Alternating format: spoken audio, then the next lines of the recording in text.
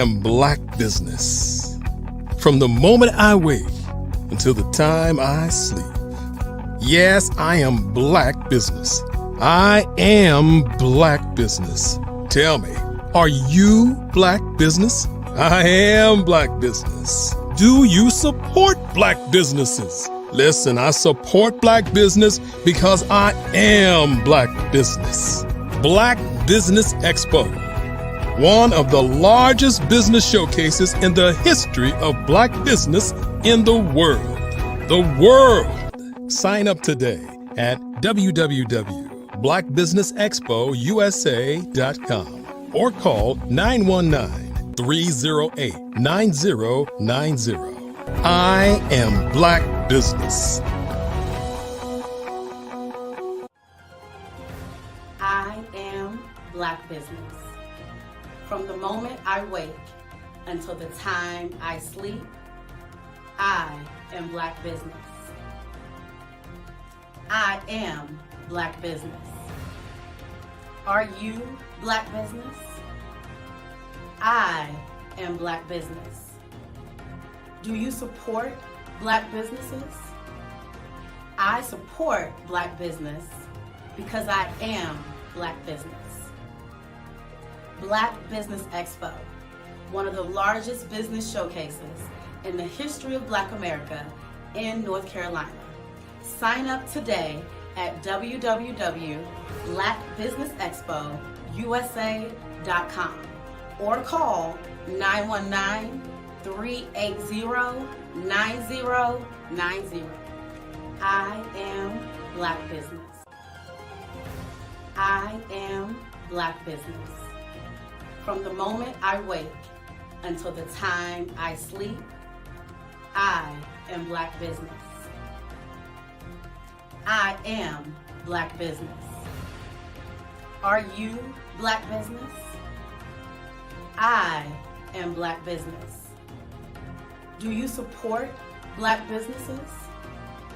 I support Black business because I am Black business. Black Business Expo, one of the largest business showcases in the history of Black America in North Carolina. Sign up today at www.blackbusinessexpousa.com or call 919-380-9090. I am Black business. I am Black business. From the moment I wake until the time I sleep, I am Black business.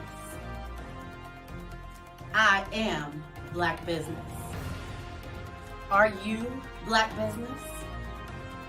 I am Black business. Do you support Black businesses? I support Black business because I am Black business. Black Business Expo, one of the largest business showcases in the history of Black America in North Carolina. Sign up today. How many times have you been asked to help someone you didn't even know, a student, a business entrepreneur, or did you ever even ask, where did they end up? That business, that friend, that entrepreneur. Well, just maybe they ended up in a gang, bankrupt, homeless, or worse, dead. Maybe they turned to crime, drugs, and alcohol. Did you ever wonder? Did you destroy their dream, or was your life always so easy? At the Black Business Olympics, we started a movement to help students complete. Give them hope and foster success.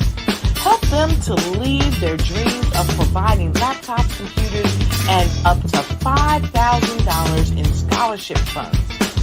Today, we ask you to help a student, a business owner, or an entrepreneur to realize their dreams by sponsoring them, supporting them, and buying from them. Consider this. With $1.6 trillion in our Black community, we only ask for a small donation for our students, our businesses, entrepreneurs, and you can change a life today. So I ask you, what are you going to do? Sit on the sideline and watch our students in high school be losers, miss out on their dreams from lack of resources? Or are you going to donate to the movement and change their future and yours as well? Give us a call today at 919-308-9090. Change their life by investing with action to the Black Business Olympic Fund. The Black Business Olympics, one of the largest business showcases of Black business in the history of the world.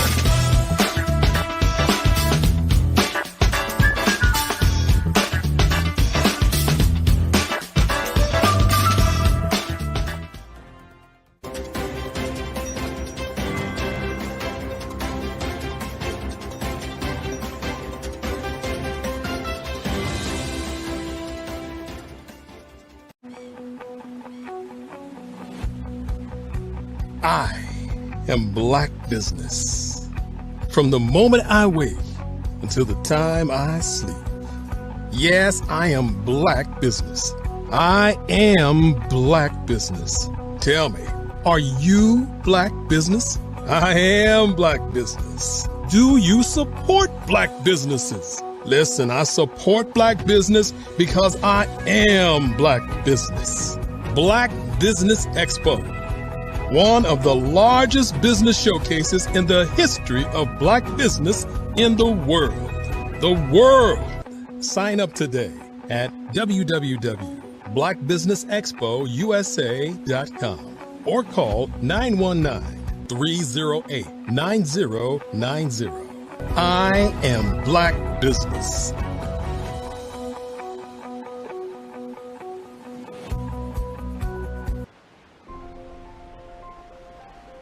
What if you could build your own city? A place where every child can find nurturing people to help them achieve their full potential. A place where every adult can access job training support, where health education is abundant, where social justice ruled the land. A place without limitations. Welcome. You have arrived at STEM City, USA. It is what every city should be. A safe and trusted community where you find people and resources to help you become everything you are and beyond. STEM City is unlike anything you have ever experienced. It is a digital twin of the world around you, only better. STEM City is about energy and soul renewal. It is more than a digital world. You can almost feel the power of live cultural events, music, and theater. STEM City promises a better future for children with caring mentors and hands-on activities with dedicated tutors to support our youth. STEM City is your passport to a healthy lifestyle with weekly events addressing our community's many issues. STEM City is your financial well-being with helpful information on wealth management, career advancement, job training, and so much more. STEM City is the community you deserve. It is the city where your dreams can come true. STEM City USA, a place in the sky that is accessible to all who reach for the stars.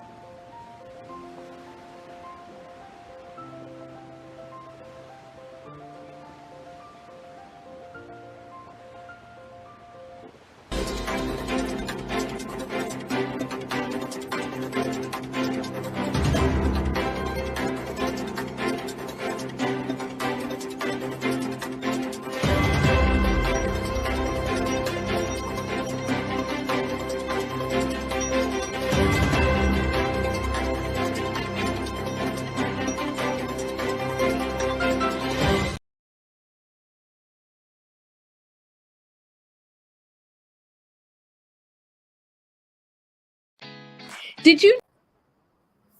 Good afternoon. Good afternoon, business owners, entrepreneurs, thought leaders, and business owners worldwide. Welcome to the Black Business Network. My name is Eartha Watts Hicks. I'm the CEO and founder of Eartha Tone Enterprises and a PR writer and affiliate for blackpr.com, and I am your moderator on the Black Business Network's Black Literary Olympics. The Black Business Network is a 24-hour business network showcasing Black businesses, business owners, entrepreneurs, and thought leaders worldwide. We have speakers from all over the world. We have speakers from North Carolina, London, Singapore, Africa, Japan, and cities all over the United States. The Black Business Network is a global community sharing its business knowledge to empower, inspire, and educate businesses about business. Now, our next speaker is TJ Lofton. Now, Thomas TJ Lofton has been recognized as a multi-dimensional global business leader. He's an award-winning celebrity car builder, inventor, auto parts manufacturer, real estate and land developing expert, preeminent gentrification expert, published author, speaker, and wealth coach. He's the author of Monetizing Gentrification, Building Black Ownership, which is a 193-page manual that serves as a blueprint, sold exclusively on his website, www.tjlofton.com. I present to you TJ Lofton. Welcome, TJ. Greetings. How are you? I'm good. I'm good. Glad to see you and glad for you to join us here. And I would love for you to tell us more about your background, especially the lowriders, which I find really, really fascinating. Okay, well, thank you all for doing what you're doing. I appreciate this. We need this. Really, really need it. Powerful. My background, I grew up in Compton, California. I started restoring cars at a very young age in my mom's backyard. That was kind of like the culture. We all had trades. They had a lot of cars, restorations going on in Compton since nobody really had money. You know? So I pathwayed into Compton, started doing having a lot of rappers. Decided to put those lowriders into the rap videos. And that just catapulted us off into the stratosphere. I started doing international business. I've shipped cars all around the world. Wherever rappers went, I shipped lowriders there most likely. Japan, Germany, Australia, New Zealand, and all of this was in the early 90s. I became an auto parts manufacturer, commercial building owner, real estate, residential property, everything within the city that I grew up in. Now, one question I have with regards to the lowriders is when you were developing this technology, did you have any idea that your cars were going to show up in almost most of the most popular music videos in the 90s, featuring the car? I call them the cars that dance to the music, because that bounce effect is what gave us that vibe and had us on the East Coast running lowriders, even though that was part of West Coast culture. So did you have any idea when you were developing this that this is what was going to take off? No, I did not. It was just everything just been a shocker to all of us. It just never really thought it would ever get this big, like mainstream. But like I was bought into it, honestly. I was bought into it, and when we knocked down some brick walls, I was able to reap the benefits from it by helping to knock those walls down. Yeah, I did not see this coming. No, we all talk about it. We never saw this getting this big because it was just a hobby when I was a kid. Wow. Whew. Now, can you please tell us more about the Compton School District? Okay, well, in Compton, we got a lot of very famous and successful people, and it was to the point where we're like, how come we're doing great, but the schools are still suffering, and a lot of people are suffering. So we came together. I'm being the car builder, the record label owners, just different people from Compton that was wealthy and successful who made it. We all came together and came up with an organization, and I became a part of it under Jackie Sandelin. And we were able to get trades back in my school, Centennial High School. So they I wanted to put the automotive classes back in there and pump them up, get them, update them to 2024, to where the kids can do what I'm doing instead of, I didn't want them in there just learning how to change the alternator and the starter. I wanted them to learn how to restore classic cars like I do, or work on brand new cars, from everything. I can work on everything from a 57 Chevy Bel Air to a Lamborghini. So we reached out to some of the rappers in the community, and we got them to come in. And next thing you know, we got $10 million for the Compton School District. And then that relationship continued. And now they tore down Compton High School and putting up a brand new high school with Dr. Dre's money. Dr. Dre, Master P, a lot of amazing people. Myself, Chico Brown, Dr. Jackie. It was a lot of amazing people, and it's just amazing to see that happen. So it's going to be fully full with trades. Wow. Wow. I think number one, it's amazing that you were able to get automotive back in as a trade into the school system, because a lot of, back in the day, there was a trade always offered in the public school setting, which allowed the students to go straight into the workforce. Right. So, now that was taken out, it's like these kids are coming out and they have to look for what to do because there is no trade. There's no way for them to pay for their own living. Oh, I'm sorry. Go ahead.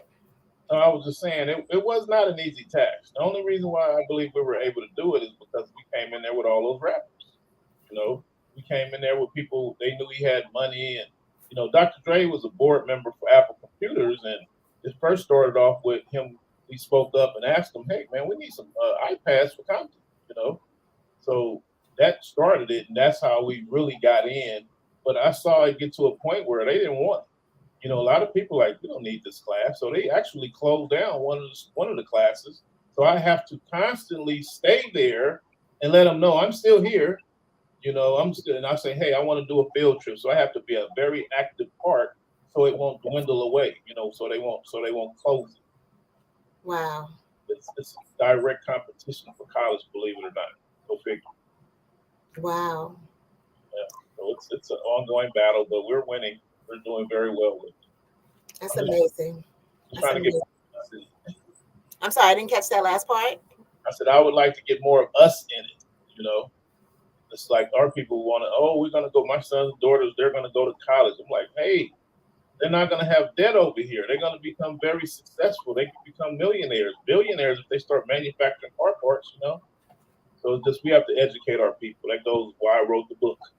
Why I started going on tour. For that same reason, to educate people. Right. And really, it's mind-boggling that the youth could use these skills to earn an income and be successful, and then they would eradicate it from the curriculum. That doesn't make sense to me. Absolutely. It's like I was told specifically that they don't want to teach the young people anything that would discourage them from going to college. I was talking about, hey, I can get them job placement today at 16 years old, 15. I can get them internships at these shops, where they'll learn from the greatest car builders on the planet, and they're looking like that's no big deal. They're not interested in that. I'm like, wait a minute. I was a student of a great car builder, and I became the biggest car builder on the planet at one point.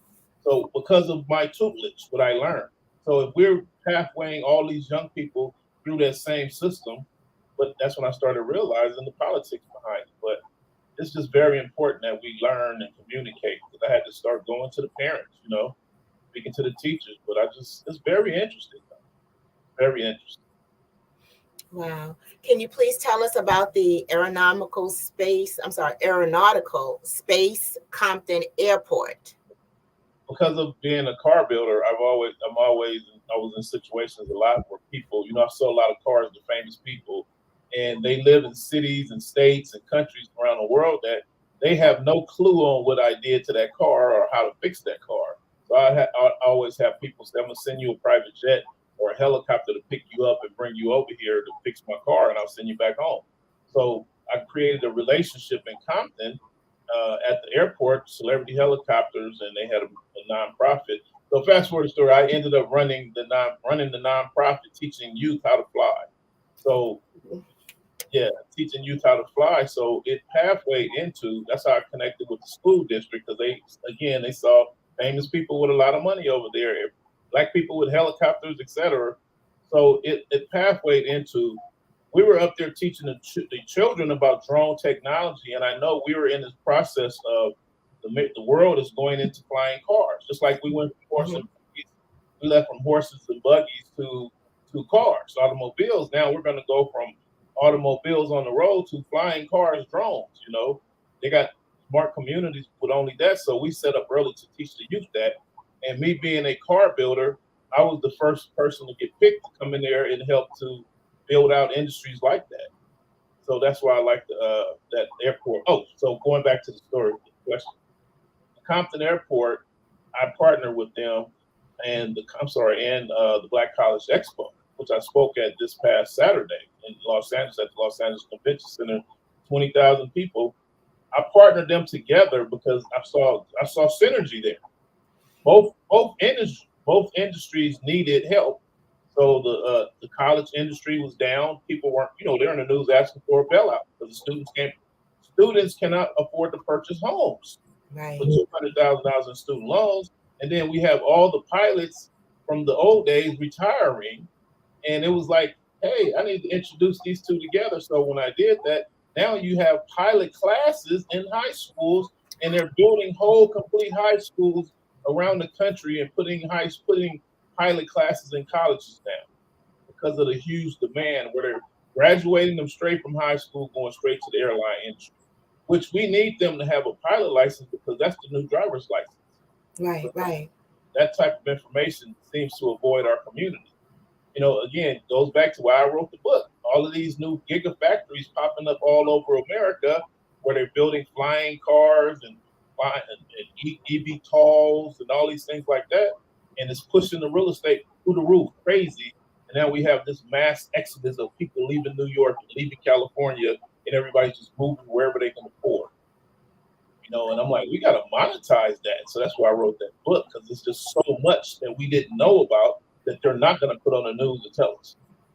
Now, TJ, please forgive me. I always thought flying cars was a joke from the Jetsons. And with the year being 2024, I've always said, well, one thing about the Jetsons, we ain't in no flying cars, and that was my joke. But you just gave me an eye opener. Can you please tell us a little bit about where the technology is heading? Well, we have a lot of companies, a lot of people, top executives that work at different motor corporations around the world, quitting their jobs to go partner up with other people and start brand new flying car flying car companies. Because we have smart cities popping up, like in California in the Mojave Desert. You can look up one of the Walmart executives put $400 billion to the side, and he's building a smart city just like the Jetsons. So they will have no cars there. And the poor people, the rich will be flying, and the poor people will be on the ground. Wow. So, yeah, bringing them in by train. So we're in a situation where you're going to have people say, I work in New York, but I live in Atlanta. I catch the train or the plane to work every day. Wow. Now, that's enough for me to chew on for later, but please tell me about monetizing gentrification. But before you go into that, tell me how you entered into the real estate space. Was it by choice or by happenstance? It really was by happenstance. It was my mom. She saw me working on these cars. It didn't have a college degree attached to it, so she didn't like it. So she kept saying, you need to go get a degree, or so I want you to get a real job. So, I'm like, okay, I'm not going to go get a job or go to college, but I will go buy some real estate and rent out some houses so that I can kind of match my car income just in case this dream world I'm living in, she said, 35 years ago disappears, She didn't see that. She didn't see that withstanding the test of time, kind of like rap, that was just a fad that's going to play out. People aren't going to want to drive cars So that's how it started. I was like, okay, now when she says, did you get a job? Did you go to school? Did you get a better job? What are you doing now? Oh, Mom, I bought some apartment buildings. I got them rented out. I got about $50,000 a year coming in rent money. So I'll be okay. But it also it played a part by me working on so many famous people's cars. It seemed like every time the landlord would come into the to my shop to collect the rent or just pop in, he'd see somebody. He's like, "Is that toothpick?" And next thing you know, my rent goes up. So I was like, people complained about us being successful, so they just always leveraged the real estate. They weaponized the real estate against us. So I said we could stop that by having ownership. But it's better. I learned that when I was the first to franchise lowrider shops, so I had multiple shops around the country, and I noticed that people would move right next door to me and move in the same shopping center, and I said I got to figure out how to stop that, and it was like we got to buy the building, and that way I can control who moves into that shopping center. I can't move a competitor into the same shopping center with me. Wow. I can't be mad at your mom because she sounds like me. So there's that part of the conversation.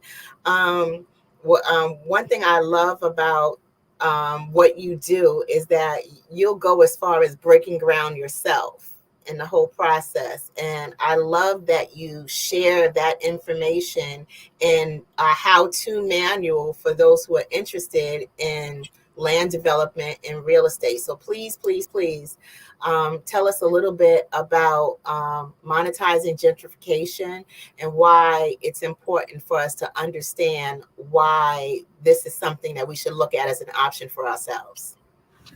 Well, because of what's going on with all this new technology, all this AI, all these things, all this manufacturing that's going on in America, it's pushing the cost of real estate up, creating mass amounts of homelessness.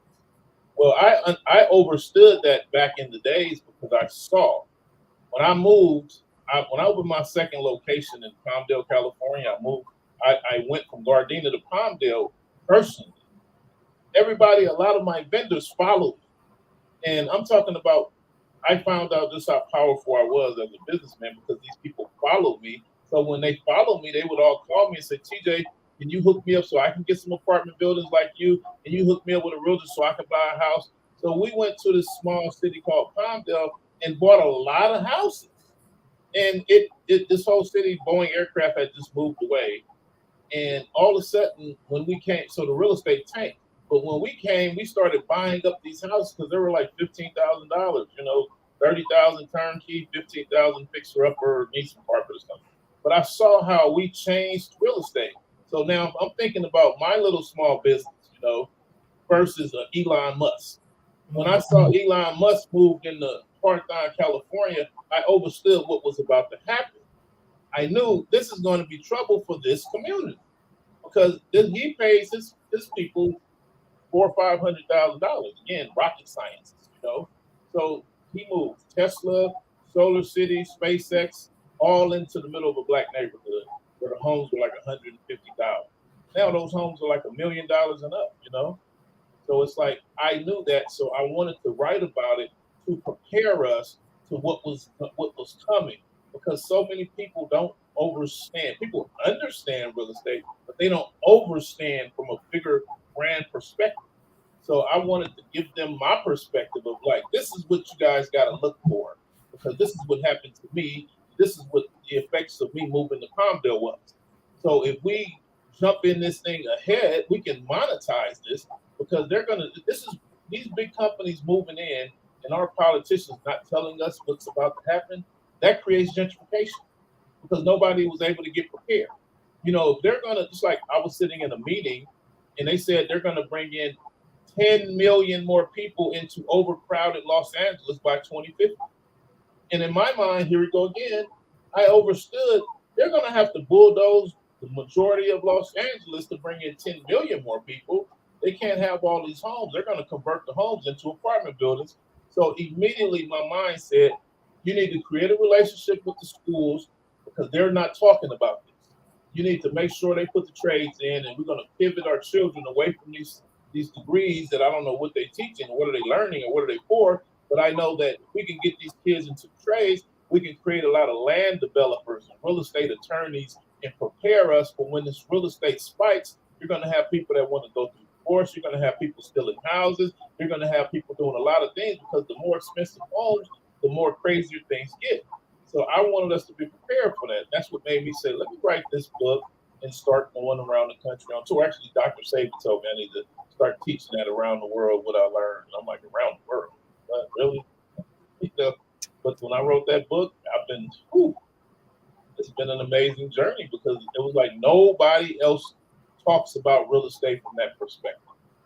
That gentrification can be monetized. We can make a great living off of developing our own communities. That's why I Right. wrote the book. Well, I mean, I think it's amazing that you've written and published this book to teach our community about being proactive as opposed to reactionary. I know, and just looking at the areas in New York where I know growing up, South Bronx, the city was just, smoke and abandoned buildings and rubble. We dealt with the communities being destroyed by supers and building owners who didn't want to do repairs, so they'd rather burn the building down. And there were a lot of burnt down, abandoned buildings, and nobody cared that we were living in and amongst this mess. And then they were selling these homes when they were only selling these homes for $5,000, $10,000. But who could afford $5,000 and $10,000 when food stamps was an option?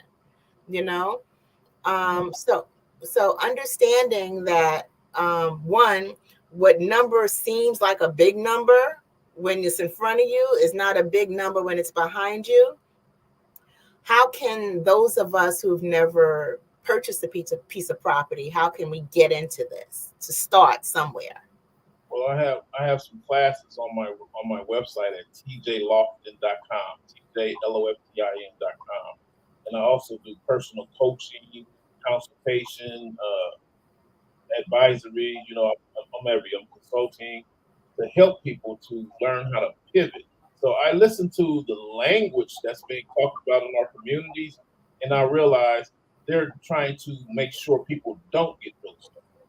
So that's what made me say I have to start teaching. So I started. That's why I wrote the book. I created classes. We have to start taking these classes. Just go to my YouTube page, my Facebook and Instagrams, my TikToks, and start learning and listening to the language, so that you guys can know, at least understand the differences between what is TJ talking about and what is my cousin, the real estate agent, talking about. What is the news talking about? It's night and day difference. Yes, I have online courses in the book. Okay, so let me take a quick break, or not even a break, a pause. Please let us know where we can connect with you on social media, on your website, and the name of your book again. Okay, you can find me at Instagram, TikTok, Facebook, YouTube. Please go on there. Everything's Thomas TJ Lofton. Thomas TJ Lofton, Loftin. That's where all my social media is. And you can go to my website at tjlofton.com or thomastjlofton.com. And that's where you'll find me at. Okay, now understanding your book is understanding gentrification. I understand and I understand that you don't just know about real estate. Is there another book or area that you're going to focus on, or another topic that you would like to explore in a book? Well, I talked a little bit about my real estate my automotive background, because I wanted people to know that, like, for example, people think these guys driving around in this 63 Chevy Impala, he's wasting all this money. That's a silly purchase. It's just male ego or whatever. But people don't understand that's a business. That is a very lucrative business. When I started restoring those cars, we were paying $300 for a car that needs to be restored, selling them for $30,000. Now we're paying like almost $100,000 for some of those cars and restoring them, and they're going for $300,000 to $500,000. So I wanted people to know that anybody who knows how to work on their cars are very, very, very. They're like a high 6 and 7 figure a year earners. No student loans at all. If you know how to weld, if you know how to paint, if you know how to do auto body, you are highly sought after. Because when I was in the business, and I came out in 2009, I've been doing this since 91. And when I tell you, I was paying $1,200 when I got out, decided to start my own paint shop. Now they're getting $40,000 to paint a car. So our painters are like brain surgeons. You know, can you imagine you getting $40,000 to paint a car and you got a 2 to 5 year waiting list? You got people prepaid and you got enough cars on your property for the next 10 years worth of work. You know, so these people are very lucrative, very successful, and I'm trying to bring more of us in that. So that's another topic that I'll be talking a lot about in my book and on my website. You know, with the courses that I'm producing. Oh, another thing is people think that cars depreciate. Not all cars depreciate. If you go to the car lot and buy a 2004 brand new Bentley, for example, for $250,000, in 10 years that car will be sitting in the auction for $50,000. But if you buy a 1956 through 1964 Chevy Impala, if you say, for example, you paid $50,000 today, in 10 years that car going to be worth $280,000. So new cars depreciate. Classic cars appreciate. And that's what we don't hear about, meaning that the value goes up. So like 57 Chevys, I used to sell those things for 90,000, 130,000. Now they're like 300,000, $500,000 completely restored. Wow. You know, and people just don't understand how that works. This is like I was at the Black College Expo this weekend, and I was sitting there with the banker on a panel discussion, and they was talking about it's only this. You can only do this. This is the only way. And then I told the lady, I said, that's not true. I said, because I walked into the bank with a pink slip to one of my cars and walked out of there with $200,000. And the lady just dropped. She just said, oh, yeah. Like, I forgot about that. You know, I'm like, we can't keep talking about things that are not true. You can't put us in the box and say, this is the only thing you can do. It's like there are so many. I can walk in there with a rare painting and turn around and walk out with $100,000, $1 million, depending on how much that painting is worth, and go pay cash for a house. But these are conversations they don't want us to know about or talk about. So this is why I started teaching these classes, because I realized a lot of people ain't never made it to that level where they had a $500,000 car, classic car, that they were not trying to sell, you know, or have a very expensive painting, you know, that they are not trying to sell, but they can go borrow money against it, just like you can borrow money against the home, you know, or you can do a cash key. We say people do those title loans for the new cars. Well, it works the same way with an older car. You just get way more money. Wow. Now, question: how do you think this relates to the book bans? Well, again, how does that relate to the book bans? When I got into the school system, I think I scared a lot of people. They were like, wait a minute, we don't want him here. Because it's like, I bring real information. I'm not with we got to get good credit, got to go to college. No offense, college people, but I'm against the grain. I always go against the grain. They call me a disruptor. So when I sat down and wrote a book, they said that was the most revolutionary thing I've ever done. You know, it's like you wrote the recipe down. You wrote down the black print, and you actually created relationships. I'm an advisor to the Compton School District. I'm an advisor to the Liberated Minds Homeschool Conference, and they're using my books. So it's like, of course they want me out of there, you know? When you look at people that are speaking and traveling, we have a lot of people speaking about real estate in our community that's never owned any real estate. But he knows he has a kick-butt class on his website. He's got 1,000 followers, but he ain't never owned a house. And you got people teaching business classes that have never had a business before, you know? But so you can look them up and say, oh, he's a fraud, he's no good. But if you look me up, you go back 30, 40 years, you're going to be like, oh, wow, let's bury that, close that, hide that information, you know? Because I show you true entrepreneurship. So they didn't want my book in the schools. You know, they gave me a hard time. I've been all over LAUSD, like, you know, a lot of places, they be like, no, we're good. You know, but then they'll bring in some other books. We have an entrepreneur book guy coming in. He's talking about credit. And you don't find nothing about credit in my whole book. You know, for the most part, I talk about certain things, but I'm not saying this is the fit all, the only solution. I'm saying it's a number of solutions. I like to leverage things more than I like to go go borrow credit and all that. Yeah, that's Thank you, TJ. Thank you. Thank you for that. And thank you for your honesty. And thank you for, I'm going to say, one, going against the grain, and two, dispelling the myth that we don't share information as Black people, because that's what we do as a community. I love the Black Business Network for the very same reason, because we're here to share information to help us all grow. And as long as we're knowledgeable and we have information to share, we can keep our community growing. So that's absolutely fabulous. I love how you, number one, just how knowledgeable you are, how proactive you are, and how you're able to, just based on how things are going and developing, you're able to read trends and decide accordingly.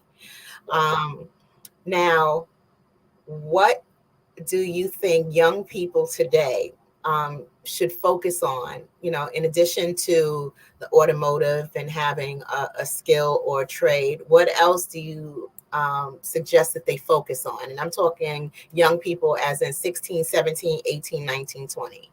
Well, if you're in that age range, I think everybody should focus on their own trade. You should learn about automotive, and you should learn about real estate.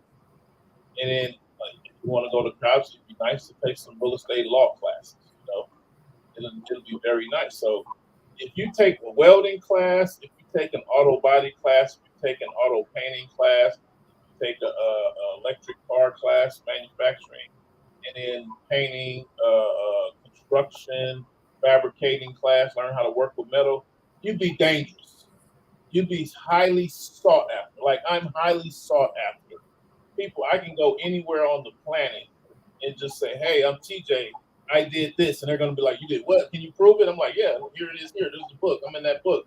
You're hired. How much do you want to make? Just like that. Can you prove that you've done the things that you say? Yes.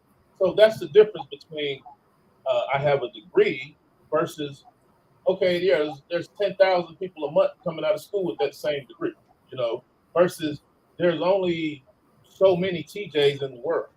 Right. There's only, with my kind of knowledge, there's only probably like 100 of us, and every last one of them is a 7-figure guy. So you got to ask yourself, do you want to learn how to be highly sought after, or you can tell them how much you want to make? Because they know people like you normally have their own business, but they want to hire you. So they know in order to get you here away from a business, away from a partnership, they're going to ask you, what do you want to make? See, we don't get that in our community. They tell us, you got to have this, you got to have that. And I'll call you and let you know, because we got like 500 other people applying for the same job. Mm-hmm. For me, with a person, a master welder, a master tradesman, a master drywaller, a master HVAC person, you'll have Tyler Perry call him and say, look, I want you to come work for me and just do my stuff. How much would you charge me? That's straight up. That's how it works. How much would you charge me? So we have to start pivoting our youth into those careers. It's no longer about, oh, well, he's a doctor, he makes this much. Well, I always ask, is that going to help our community? Right. Now I know when it comes to our children, we're trying to give them access to science, technology, engineering, art, and math, STEAM or STEM. And a lot of these programs are available or pointed towards girls. But we need to ensure that boys are pointed to these areas as well. And where the struggle comes in is boys are struggling with reading, and sometimes the girls are struggling with math. So understanding this is what our children are facing, what can we do as parents to make sure that our children stay on par? You got to bring them around a person like me. I'm very good with deciding what he or she'll be good at. Because I got guys, $1 million car builders that can't read or write. You know what I mean? But God darn it, I would never let nobody else paint my car other than him. He can't read or write, but God darn it, he's the baddest painter on the planet. You know what I mean? He can't read or write, but he's the best welder on the planet, So we got to learn how to put these people together with people that are going to work, put them where they fit in at, if that makes sense. Like my buddy tried to get me a job at Edison when I was a kid, and then I failed it with a F minus. You know, I was like, it just wasn't for me. He could not understand that. TJ, you had the answers to the test.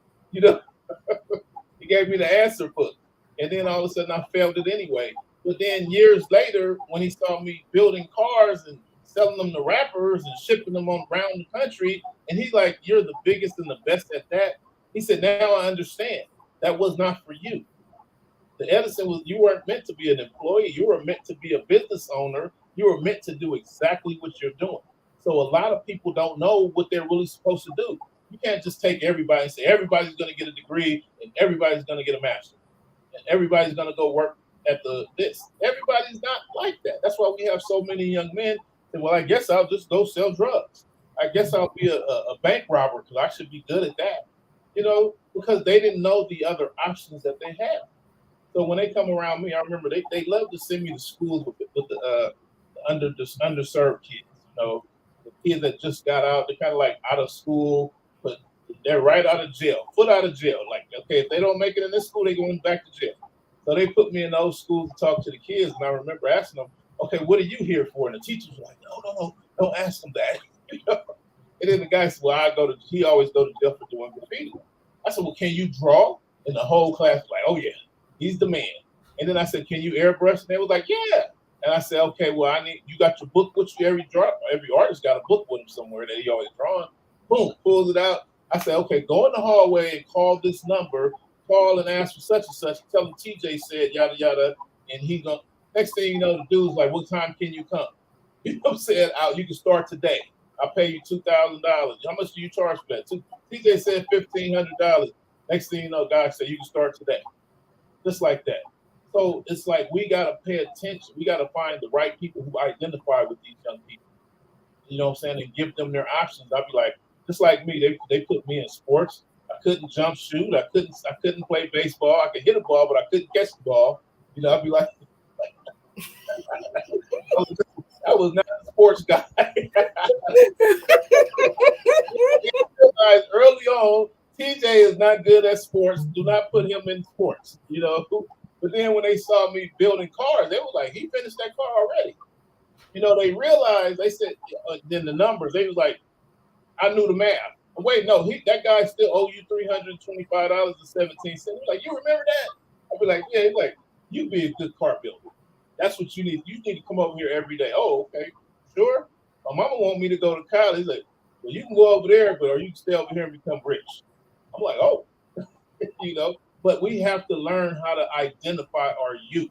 We got young ladies that like to argue. Oh, she'd be a great attorney. You know, you know. You got young men that like to draw. He'd be great at this. When I go to Compton, I see them kids that know a lot about them airplanes. I'd be like, he'd be a great pilot. Wow. You know, so we try to send our people try to send everybody into the same exact thing. You got 20,000 people trying to play football, but they only need 36 spots every year. It's like, really? Yeah. So our people is in a bad situation where they're learning backwards. Yeah. Yeah. And it's working perfectly. To be honest with you, it's working perfectly. It's keeping the community down.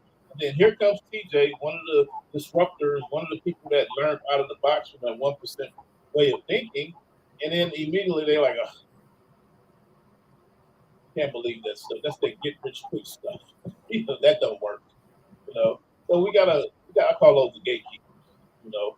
So here I come with my book. I've had people read my book and said, I don't believe any of this. That's like, what about the pictures? What about Dr. Sabi? It's just the weirdest things. And I realize some people are here to block. And that's why they say we got to put this ban on these books coming into these schools, because there's too many people like me that's saying, hey, we got to do something. We got to help. We got to write. You need to write a book. Man, so many people tell me you need to write a book. You need to write a book. Because I was doing a lot of consulting. I'm running around at the Compton School District doing field trips. We got rappers donate money to the schools, and we doing a lot of things ain't nobody ever done. They like, that stuff is never gonna make it to the news. You need to be we got to tell our own stories. That's why I appreciate this platform allowing the space, you know. So it's like that's when I started. Let me write the book. Let me sit down and work on these online classes. Let me download some of this information so that people do not have to go out here and try to recreate the wheel.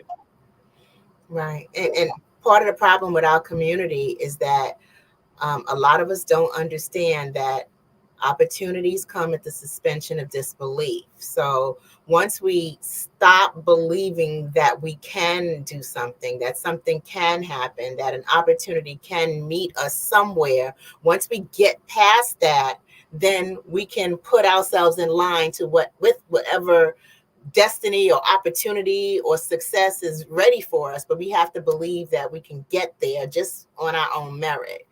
And I know my generation, Generation X, we were told you can't do this because you're Black. You can't do that because you're Black. Black people don't do this. Black people don't do that. Be a nurse, be a teacher, be a secretary. You know, we were told what we could do, what we couldn't do. And when we studied something else, we were blocked from opportunities because, and I always say, because we had names that put us out there that let those who looked at our resume know we were Black.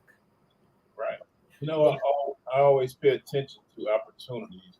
And I know that when they said we got to tell our own story, and people like me started writing books, we started doing these curriculums, we started speaking. And the next thing you know, I saw the government got scared. And that's where the ban on Black books came from. No Black books in the schools. That's where the ban on TikTok, trying to get rid of TikTok, came from, because people like me are on TikTok. You know what I mean? And we're telling our story. That was like better than the news. You know, that's like better than watching YouTube. I mean, I can go on YouTube and download videos, and they even told YouTube, dial that stuff back, scale it back. Look, you're paying people too much money. But it's important for young Black men and women to find out about a TJ, a Gary May, a Terry Carter, a Homer Walters, and Docs and Dr. Sabies, because America's never going to tell you these stories. You know, that's empowering. When I walk into a school, I remember my first time I went into a school and the teacher told me, she said, "You're the first Black business owner that came in here." She said, "Normally we get white cops, white firefighters, white. They never see a Black man that looks like them that says, wow, I can be just like him. He grew up in Compton just like me." You know, we were told we were never going to make it. So it's important that they see us in person. They hear our stories. They get to read about us. And that's why the schools said, we got to get rid of these Black books. Because it took me a while. It took me a while before somebody finally told me, this is what you got to do to get your books in the school. This is what you got to do. Now I'm finally getting it done. And all of a sudden, they're like, we're going to ban them. I'm like, wait, I knew it. They seen it coming. They said, TJ's coming in here.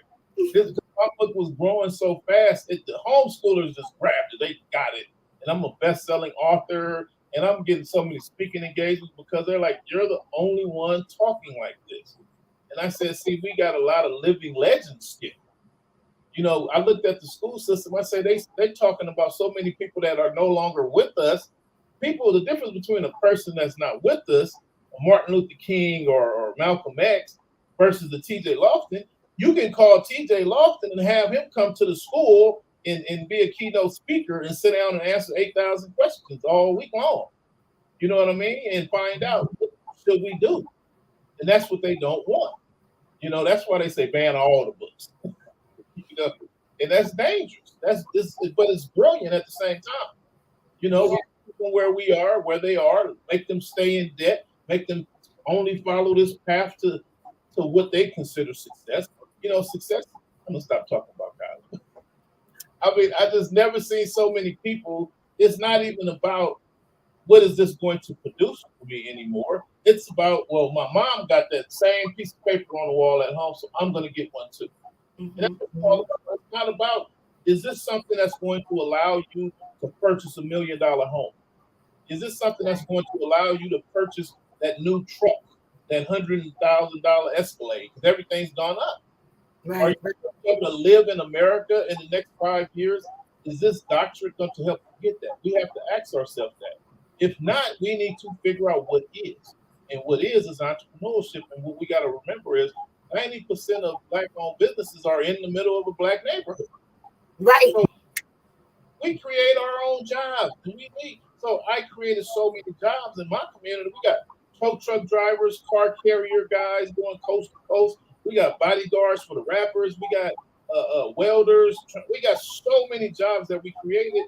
And as I was sitting on that panel the other day, I told him, I said, the reason why I don't like Black people buying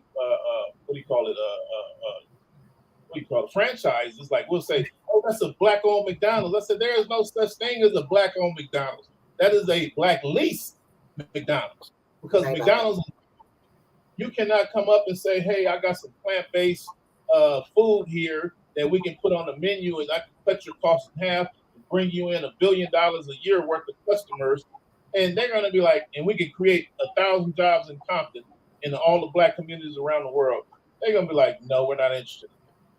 And he has no say. That Black owner of that store has no say. That's something McDonald's has to decide. But a Black-owned business, you can come to me and say, TJ, can you put my book on your platform? Absolutely. No questions asked. I can call you up and say, can you hook me up with the Black Business Network? I'd love to be a part of it. And you'd be like, absolutely. That's how I got you. So when we have Black businesses, we get referrals. We get opened up to exposure. I have my friend tell me, my friend said at their restaurant, they said they have a store. Now, TJ, we winding down. So I'm going to try to talk you like off stage and try to talk you into coming back. That's number one. Number two, please remind us how we can connect with you on your website, on your social. My website is tjlofton.com short. Everything else is Thomas T.J. Lofton. Loftin. Thomas T.J. Lofton. Facebook, Instagram, TikTok, YouTube.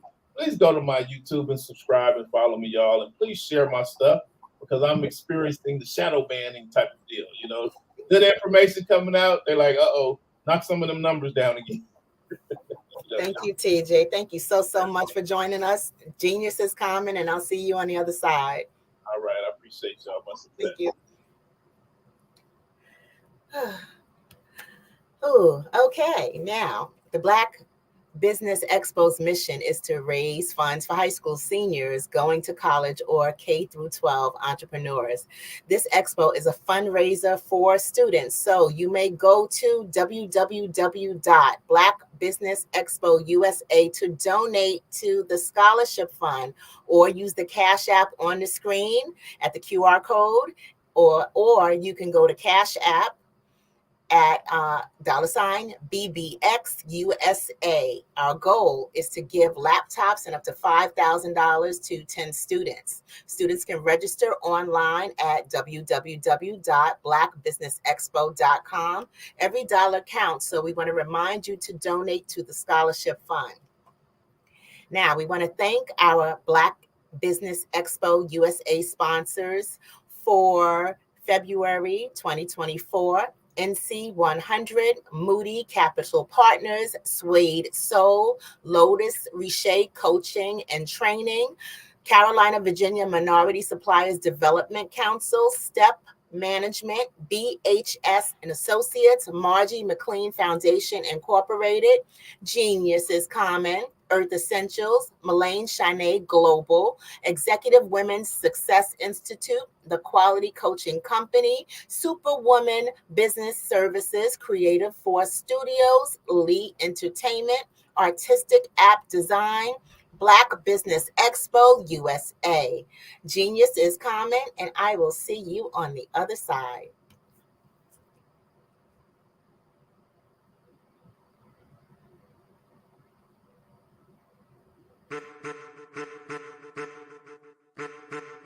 I am a child of the Most High God. He has gifted me in ways that I could not even imagine and didn't know.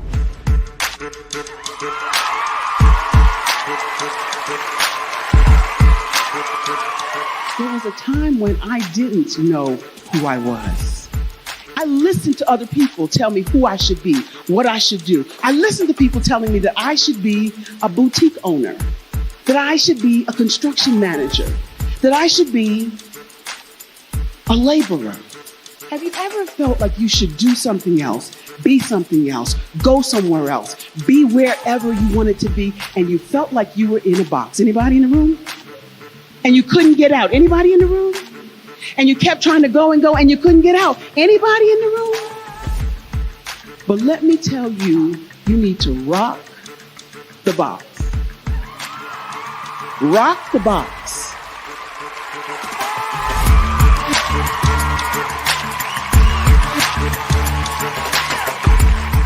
I am engaging, inspiring, and empowering.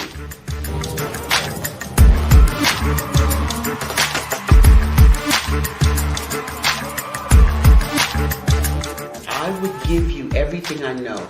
Just by touching you, if I could, by osmosis, give you every single thing I've learned, I've gone through, I know I would. We know that's not possible, but as it is possible, I love to share information with people. Some of you out there, people have told you that you can't be, you can't have, you can't do. But I will tell you, like Kinston said, you can, you must, and you will. If it's to be, it's going to be me. You got to say it. If it's to be, it's going to be. If it's to be, it's going to be. If it's to be, it's going to be.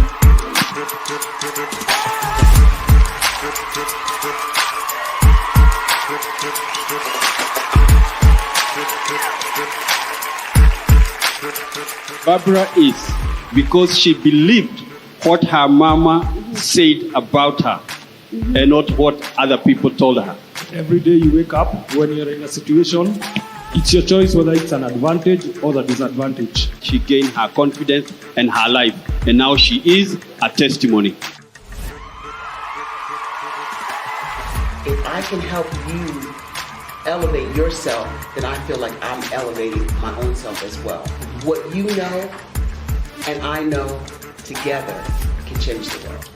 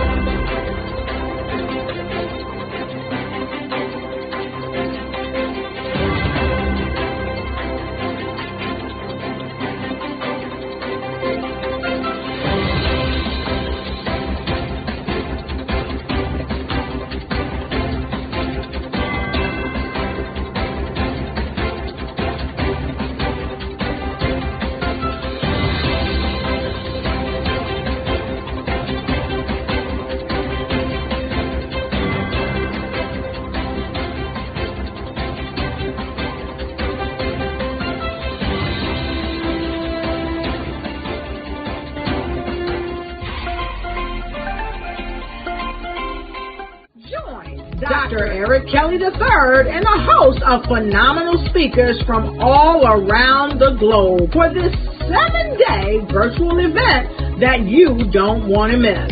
The mission of the Black Business Expo is to raise scholarship money from kids all the way from high school all the way from college. The Black Business Olympics is one of the largest Black business showcases in the world. It is an opportunity for businesses and companies to showcase their businesses globally. We are going to be giving away laptops up to $5,000 away to students.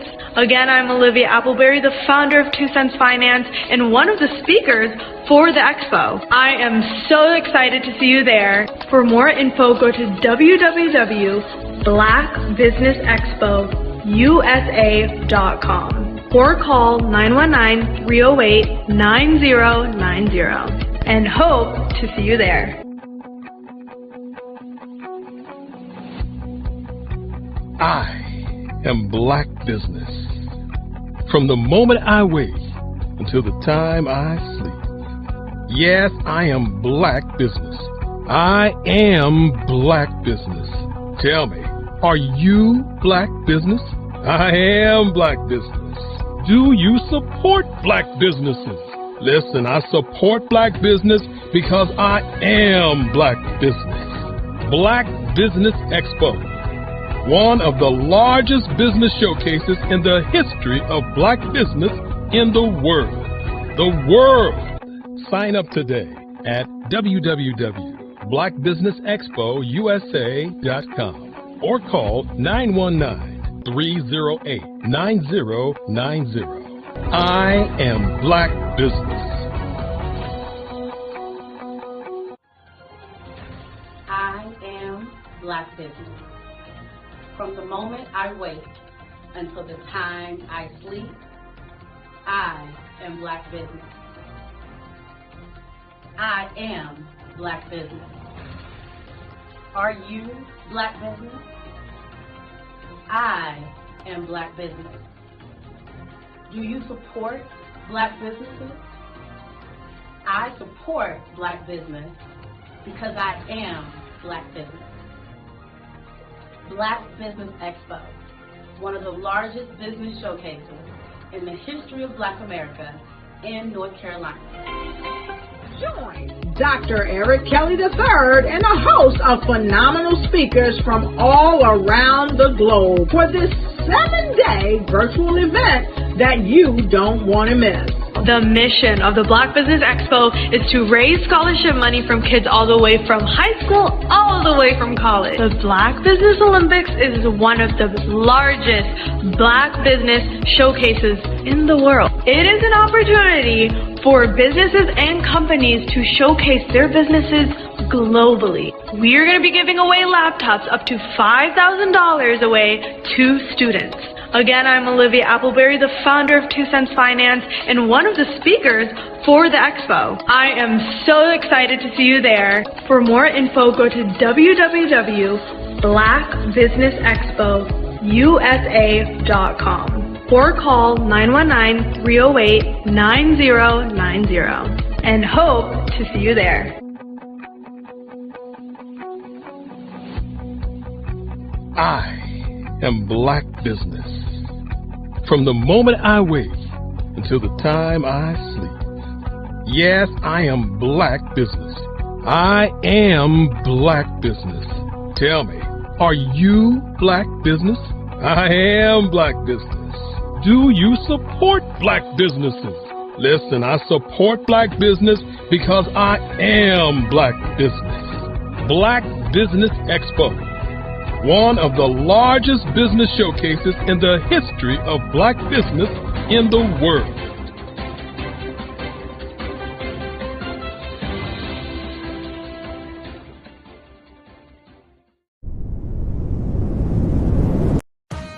Are you an innovative entrepreneur or business owner ready to embrace the future of business transformation? The world is evolving at an unprecedented pace, and it's crucial to adapt and pivot towards success in this dynamic landscape. At the Hello LLC, we are dedicated to guiding you through this transformative journey, offering a comprehensive suite of services that extend beyond the metaverse and 3D immersive experiences. Our mission is to empower businesses and brands by assisting them in building, branding, systemizing, and automating their operations. We specialize in steering businesses from a 2-dimensional existence to a thriving 3-dimensional presence, where opportunities abound. We help businesses harness the power of technology to work smarter, not harder, enabling them to operate efficiently and stay ahead of the curve. Our diverse range of services includes: Our Biz in a Box is a complete business solution package designed to jumpstart your entrepreneurial journey. From strategic planning to digital infrastructure, we've got you covered. Your one app, one tap solution. Our Motion Work AI videos transform your brand storytelling with our cutting-edge AI-driven video production, captivating your audience like never before. Our 3D VR environments will step you into the future of immersive experiences. With our custom 3D virtual reality environments that engage and captivate your customers. Lastly, in our Pivot membership program, we offer tailored guidance and support to either show you, teach you, or take care of the transformation process for you. According to a 2023 study by Fundera, a staggering 28% of small businesses in the United States do not have an online presence. This statistic underscores the importance of embracing digital transformation. Having a website is more than just an online presence, it's a gateway to unlocking numerous benefits, including reaching a broader audience, showcasing your products or services, generating leads and sales, establishing trust, providing customer support, and maintaining competitiveness within your industry. The Hello LLC is committed to helping you excel in all these aspects of modern business, not just limited to the metaverse alone. Why should you choose the Hello LLC to navigate this transformational journey?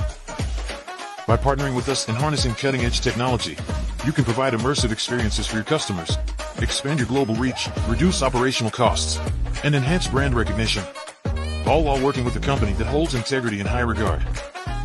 Our commitment to ethical and principled business practices ensures that your journey towards success is not only innovative, it is also firmly rooted in trust and transparency. Don't wait. Take the first step towards a brighter business future. Contact us today to explore how we can support you in developing a remarkable digital presence and immersive experience that will leave a lasting impression. Phenomenal Tanya T. Wise, who is here from the great state of Maryland. Tanya, welcome and thank you for being with us today. Can you indulge our audience a little bit and tell them just a little bit more about who you are and what it is that you do?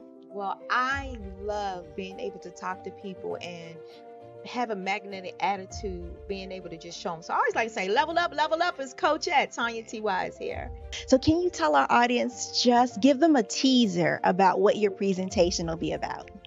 So my philosophy is that we should all be living our dream life. So tomorrow I'm going to talk about how you start living your dream life. What are some of the things that you thought about in your childhood that you just kind of let go and dormant? Wow. And I want to reignite that and just give you some pointers and some tips, some tools, some strategies to be able to start living your best life now. And guess what, Wanda? And leave an inheritance for your legacy. Oh my goodness. Okay, I know that's resonating with a lot of people. I've heard that you have a dynamic coaching program. Can you tell us a little bit more about that? Absolutely. So our coaching program help people that have the lack of time, that lack strategies, and lack the confidence to go after their dream life. So we help them implement tools, we help them implement strategies, as well as give them resources so that they can live their best life now and leave that inheritance. Wow. Oh, I love that. I love the leave the inheritance part. Listen, you are dropping some major nuggets, and I know a lot of what you're saying is resonating with a lot of people, but I think we're all curious, how did you even make this transition into the speaking and coaching arena? What's the story behind this? So I started out in finance, and I realized that a lot of people don't necessarily go after their dream life because of the lack of finances or the education behind finances. But it wasn't until I lost my firstborn, my only son, that life changed for me. And where I was going after it all, living the corporate life, hit my 6-figure income and living in my dream house with my dream man, driving my dream car. I nearly lost it all when I lost my son. And so I realized it only takes one financial catastrophe that can change your entire life. That's what made me start All New Beginnings. Because no matter what's going on in life, there's a new beginning. And because of that, we develop a program called Wise Minded. My little slogan is, don't just dream it, let's live it. If they want to connect with you or work with you, what is the best ways for them to be able to do that?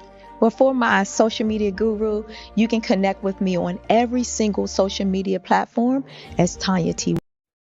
Hey everyone, it's Grant McGaw, CEO of 5-Star BDM and host of the award-winning Follow the Brand podcast and TV series, where I help you to build a 5-star brand that people will follow. My genius is personal brand development through intelligent communication and helping you achieve your business and career goals. I am a requested speaker on digital technology and brand development issues. I want to work with you to increase the value of your current opportunities while attracting new ones. Every one of you is unique, and we all share challenges that can be addressed through smart branding. As a super connector, I work with you as an executive coach to guide you along the complicated business and career development road, providing the enhancement tools and information you need to succeed. Together, I will help you succeed in today's challenging business climate. I will evaluate and measure your progress. Best of all, I am right alongside you every step of the way. Build the brand called you. Genius is coming.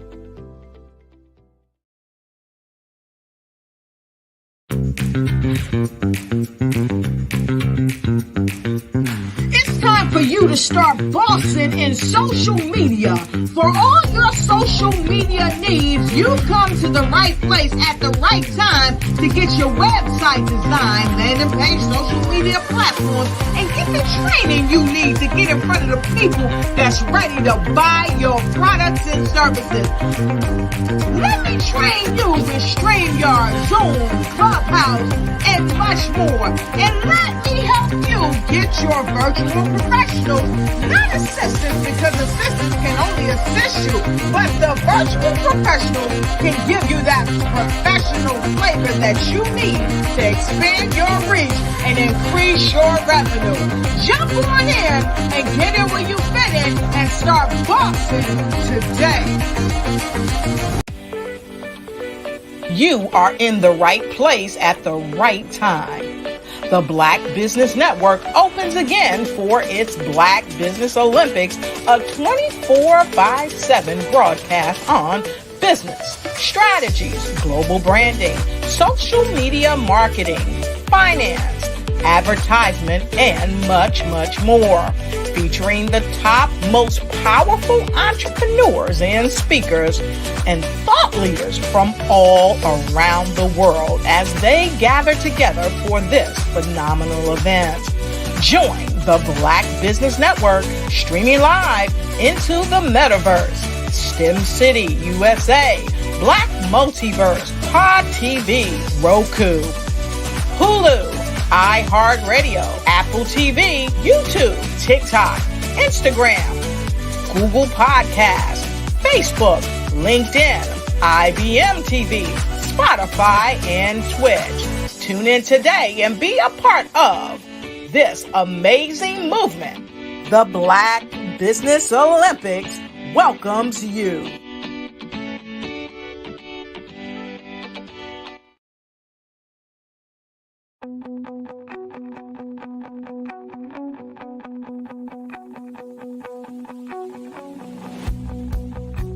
I am Black business.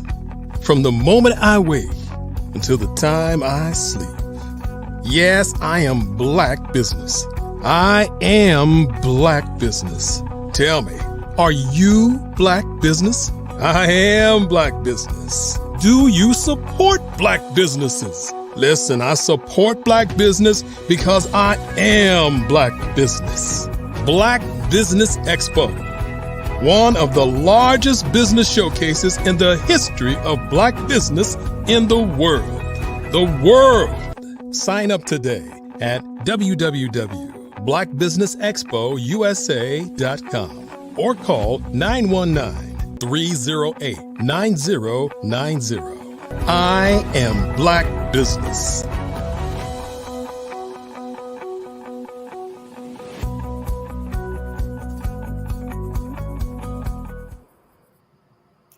Hey, good evening, business owners, entrepreneurs, thought leaders, corporations. Welcome to the Black Business Network. My name is Eartha Watts Hicks. I'm the CEO and founder of Eartha Tone Books, as well as a PR writer and affiliate for blackpr.com. I am your moderator this evening on the Black Business Network and the Black Literary Olympics.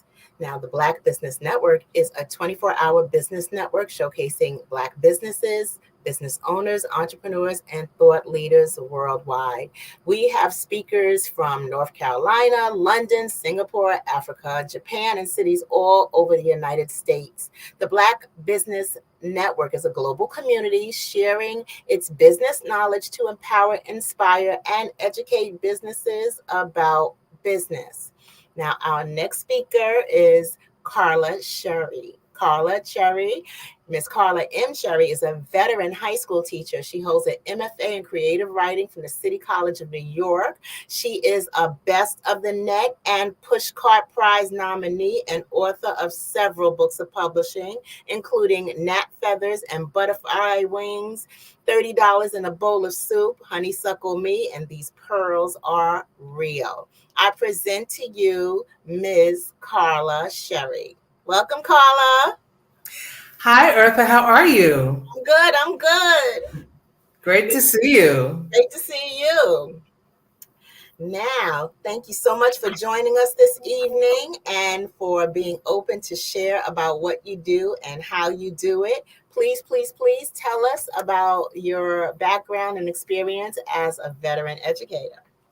Okay, so I was born and raised in the Bronx, New York, educated in New York City public schools. And when I was in my senior year of college, I was trying to decide what career I wanted. And I enjoyed working with young people, so I figured I'd become a teacher. And so I started out as a social studies teacher in the South Bronx. I eventually became an English teacher, and I've been teaching high school for the past 20 years, and I'm in year 28 of my teaching career. Wow. Wow. 28 years. So it's 28 years, young minds, like what ages? So in my current school, I work in a transfer high school. So the high school is or was designed for students who are overage and undercredited, and they are generally between the ages of 16 to 21 years old. Wow. Wow. Okay. I'll circle back. But for now, I want to ask, how did you get started as a writer? So I first started writing poetry, as many people do, as a child. My father used to take me to the Black Liberation Bookstore in Harlem. And one day he took me there, I think I was about 7, and I was looking at the bookshelves, and Nikki Giovanni's Ego Tripping was on the shelf. And I was like, Daddy, I have to get that one. And I read that poem, Ego Tripping, and I was going after that. I tried to write a poem just like that. It was terrible, but I started writing poetry ever since then. I would write poems every now and then, keep them in a notebook. Even in college, I wrote a couple of poems that were published in, college publications. But it wasn't until after my father passed away that I really took poetry more seriously. I took all of my grief and anger and I just put it back onto the page. And I was like, I'm going to use poetry as a way to heal. And so I started compiling poems from notebooks. I started writing new poems. And next thing I knew, I had a book, and it's called Gnat Feathers and Butterfly Wings. Wow. Can you share a poem or two, or one of your favorites, or two of your favorite, whatever one speaks to you, or Sure. two, whatever number you feel comfortable with, but just to, one, give life to those words, especially since we have hopefully hundreds of thousands and millions of listeners. So we would love to hear some of those wonderful words of yours. Please Okay, share. thank you. So this is a poem called My Mother Gave Me the World. When I was a girl, my mother sat me on her lap, her fingers covering, then uncovering, syllabic formations, her voice charming me into understanding. Before I fell asleep each night, underneath one of the Afghans she knitted, she bathed me with ivory soap, rubbed me down with glycerin and rose water, then words were fanciful stories. When she arose each day, my mother folded twilight in her hands and tickled me awake to face the magic of morning. Knowing it is the nature of youth to abhor the necessity of waiting, as she baked, she always let me lick the bowl. As I've been pricked by life's nettles, she has always been there to soothe. Every time I read a book, write a poem, rejuvenate, I thank God for her. My mother gave me the world. Wow. That is lovely. And I think I know we didn't have the same mother, but we definitely had the same kind of childhood. So that's wonderful, sweetie. Oh gosh. Please can you share another one? Oh, sure. Okay. All right. So this is a poem that I wrote for my niece. Her self-esteem is just incredible. And so I was inspired to write this poem about her. So just give me 1 second so I can find it. Excuse me. Okay, I'm going to go to my table of contents. Okay. Oh,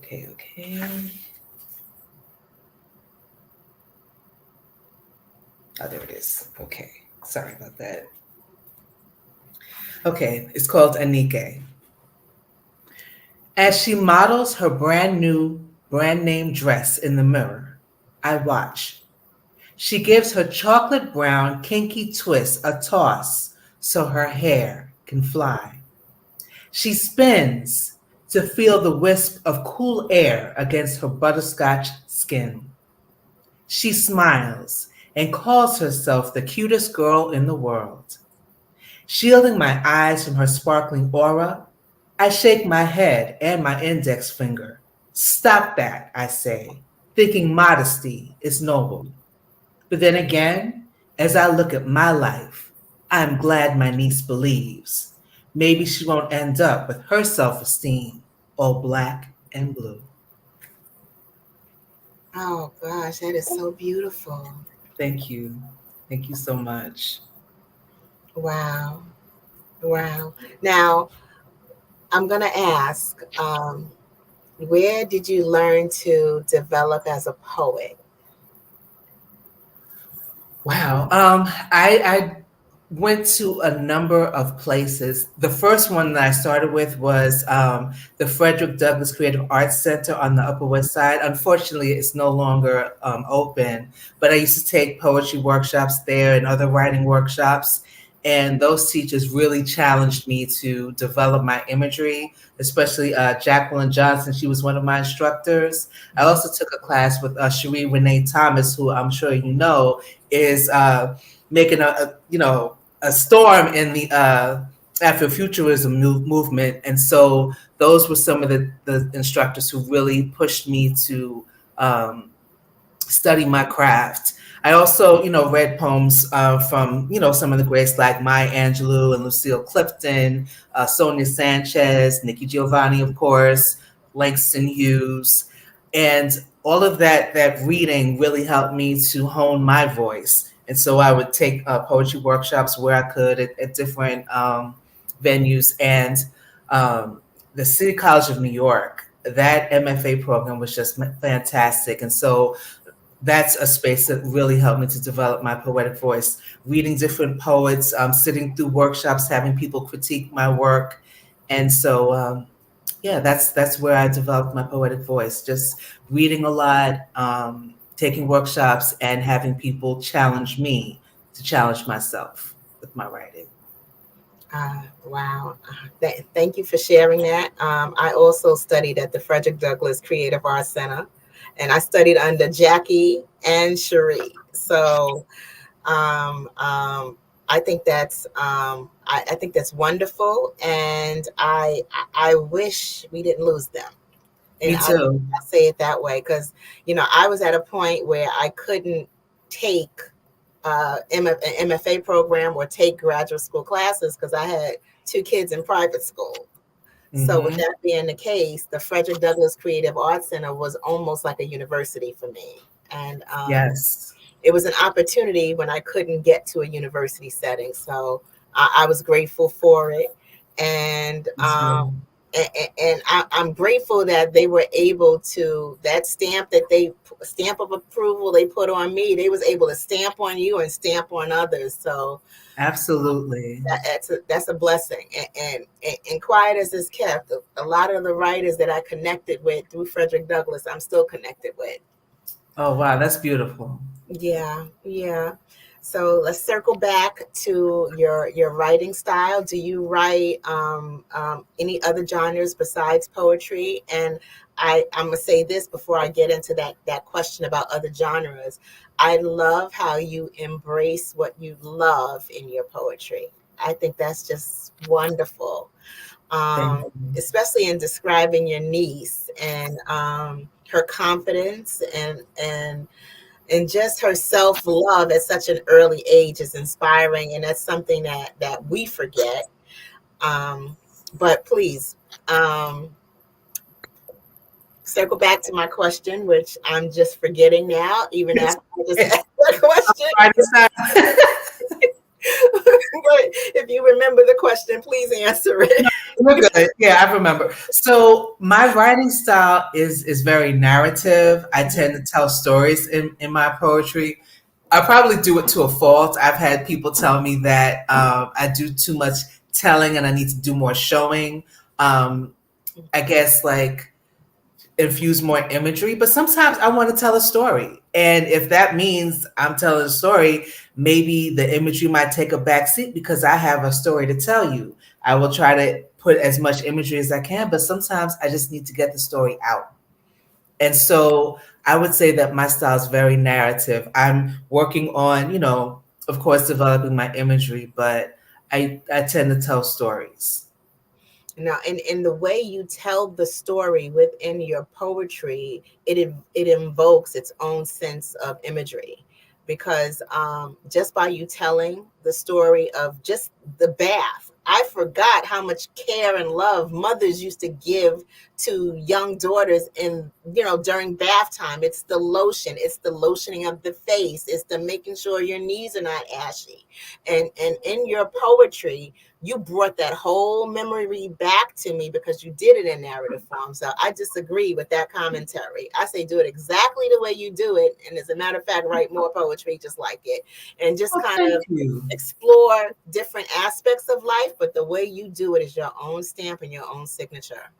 Well, thank you. And that's something that I've worked to embrace as a writer, because you can get caught in this comparison trap. Oh, my style's not like so-and-so. Well, your style's not supposed to be like the other person's. It's supposed to be your own individual style. You're supposed to, study the craft of writing, but you're supposed to develop your own voice, your own unique voice. And that's something I have to remind myself. And thank you for your kind words about my narrative style. So the next time I get criticism, I'll say, well, Eartha said that I'm good, so. I love it. I love your particular style. And quiet as it's kept, we all want to be Nikki Giovanni, but we cannot all be Nikki Giovanni. Nikki Giovanni's already Nikki Giovanni. That's right. So we have to identify our own style. And I love your style in the way you told your narrative poetry. You brought back just memories, floods of memories of when I was a kid. And I'm not, I done went past when I raised my own kids. I went past back to when my mother used to let me lick the bowl and, used to give me that special bath. Well, I had Mr. Bubbles, but it's the same thing, rose water, Mm-hmm. And the thing about it is, I grew up in the South Bronx. I grew up in Millbrook Projects. But bath time was love, and we didn't have to have $1 million. That's right. That's right. So mothers, regardless of how much money they had in their pocket, they gave us love you couldn't put a price tag on, and you showed me that in your poetry. Well, thank you. I always celebrate my family whenever I can when I'm writing, because they gave me so much and it laid the foundation for who I am today. So I'm going to celebrate them as often as I can. Yeah.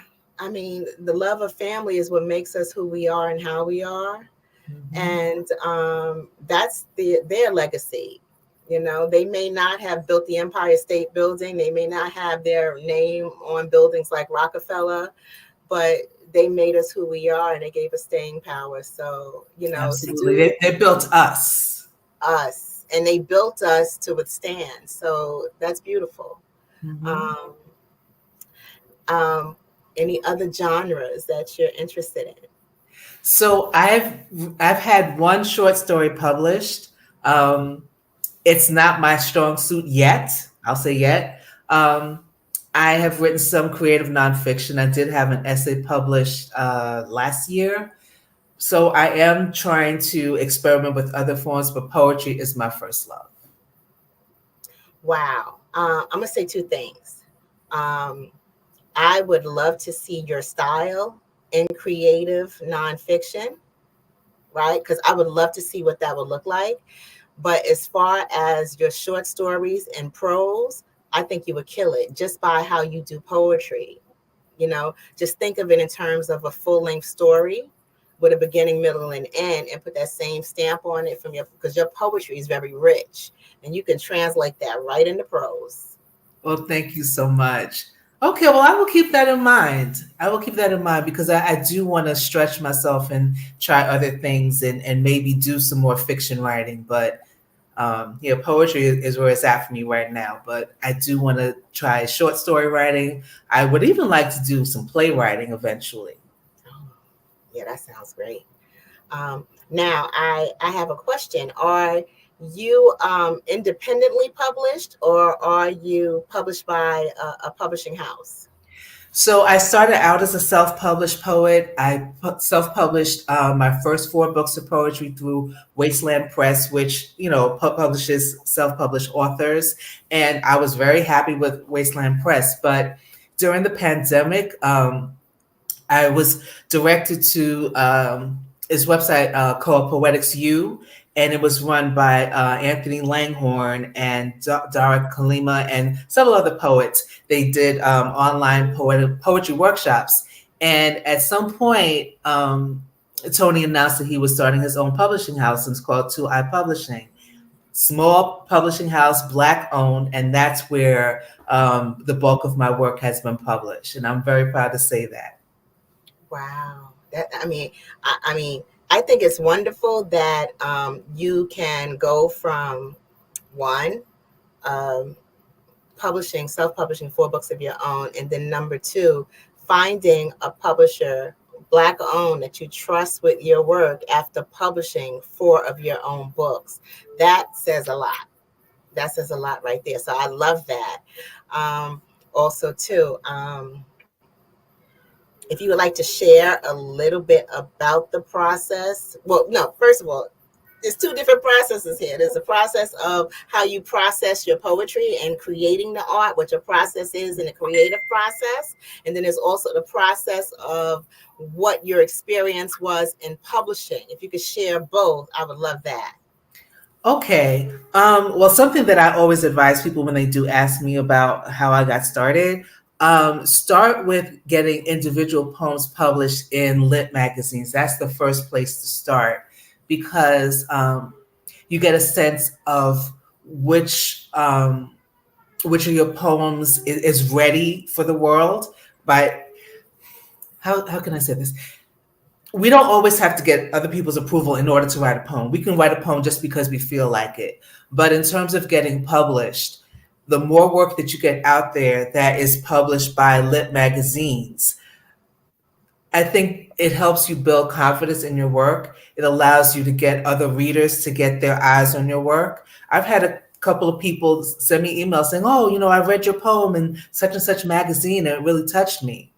So I would say start with getting individual poems published in lit magazines. There are so many. And now there are a lot of lit magazines that are specifically looking for poets of color. So I say start there. In terms of getting my work published, even though I knew Tony through the poetry workshop, it's not like he said, all right, I'm just going to publish your work. No, I had to submit my manuscript to him for his approval. He interviewed me online and talked to me about my work. And he said to me, he was like, you know, so why should I publish you? And I said, because I'm dope. And usually I'm not that confident. I'm, you know, by nature, a shy person. But I was like, you know what? I'm going to approach this with confidence. And I said, listen, I'm dope, so you should publish me. And he did. He published my book, Stardust and Skin. And then after that, I took all of my self-published books and sent them to him. He published all of them for me. Wow. Well, one, you are dope. Well, thank you. Own it. Own it. Own it. You're dope. Okay.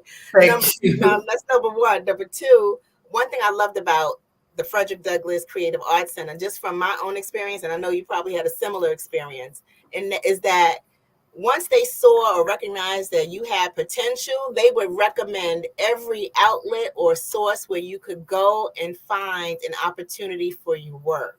Yes. So I know that I came through that experience with at least the courage to submit. And I see they pass that along to you as well. Can you recommend somewhere for those who have poetry to submit their work? Well, one of the lit zines that I love a lot is Anti-Heroin Chic. I love the editors, and they've been very open to my work. I've published with them twice. So that's one place to start. Let's see. I would have to think about some other ones actually, but that I would definitely start with anti-heroin chic. And with you being a New Yorker, I want to suggest reaching out to the New York Poets Cafe, because they do an open mic. And sometimes the open mic experience allows you to get the kinks out of your. Yeah. Absolutely. Yeah, I did read there once, and actually, my best friend and I, her name is Dr. Tanya Manning Yard, who is a phenomenal poet in her own right. The two of us partnered, and we had a book release party there back in 2017.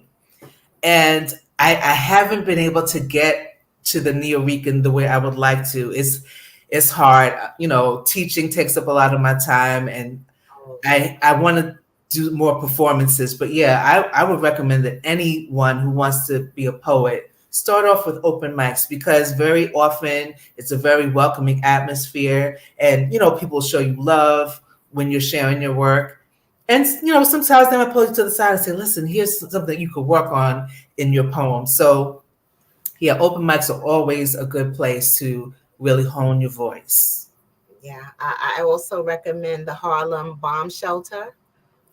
Yes, I've been meaning to get there. It's wonderful. And then the restaurant where it's housed, their food is really delicious. Like, I mean, I have a preference for their shrimp and grits, but they have a full menu, so that's a great place to go and flex, so to speak, spread your rings, or even test out material. Yes. And then not only are you receiving encouragement, you're encouraging the other writers as well. And yes, it's like a symbiotic experience. So I love it, and I'm looking for. Matter of fact, if you go back, let me know. I might meet you there. Okay. Oh, and before I forget, another great open mic is J Rose. Her organization, I believe, is called Rose Garden Events. She also has a great open mic. From the Rose Garden Events, I'm writing that down. Yes, she's fantastic. Wow.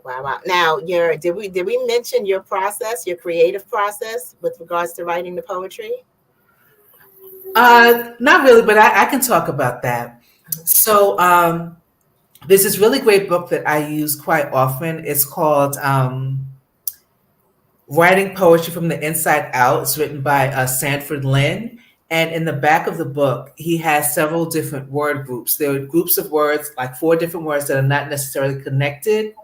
And I do poem sketching. The first poem I shared, My Mother Gave Me the World, was born out of one of my poem sketches that I did out of that book. So sometimes, especially if I'm experiencing writer's block, I'll pull his book out, get one of those word groups, and see if I can write a poem. And I've been sharing those on TikTok lately. Sometimes I'll post them on Instagram. So that's one way that I get my creative juices flowing. Sometimes I take inspiration from things that are going on in the world, like news stories or something that's happening in my family, something that happened at work, anything that I feel like I have something to say about.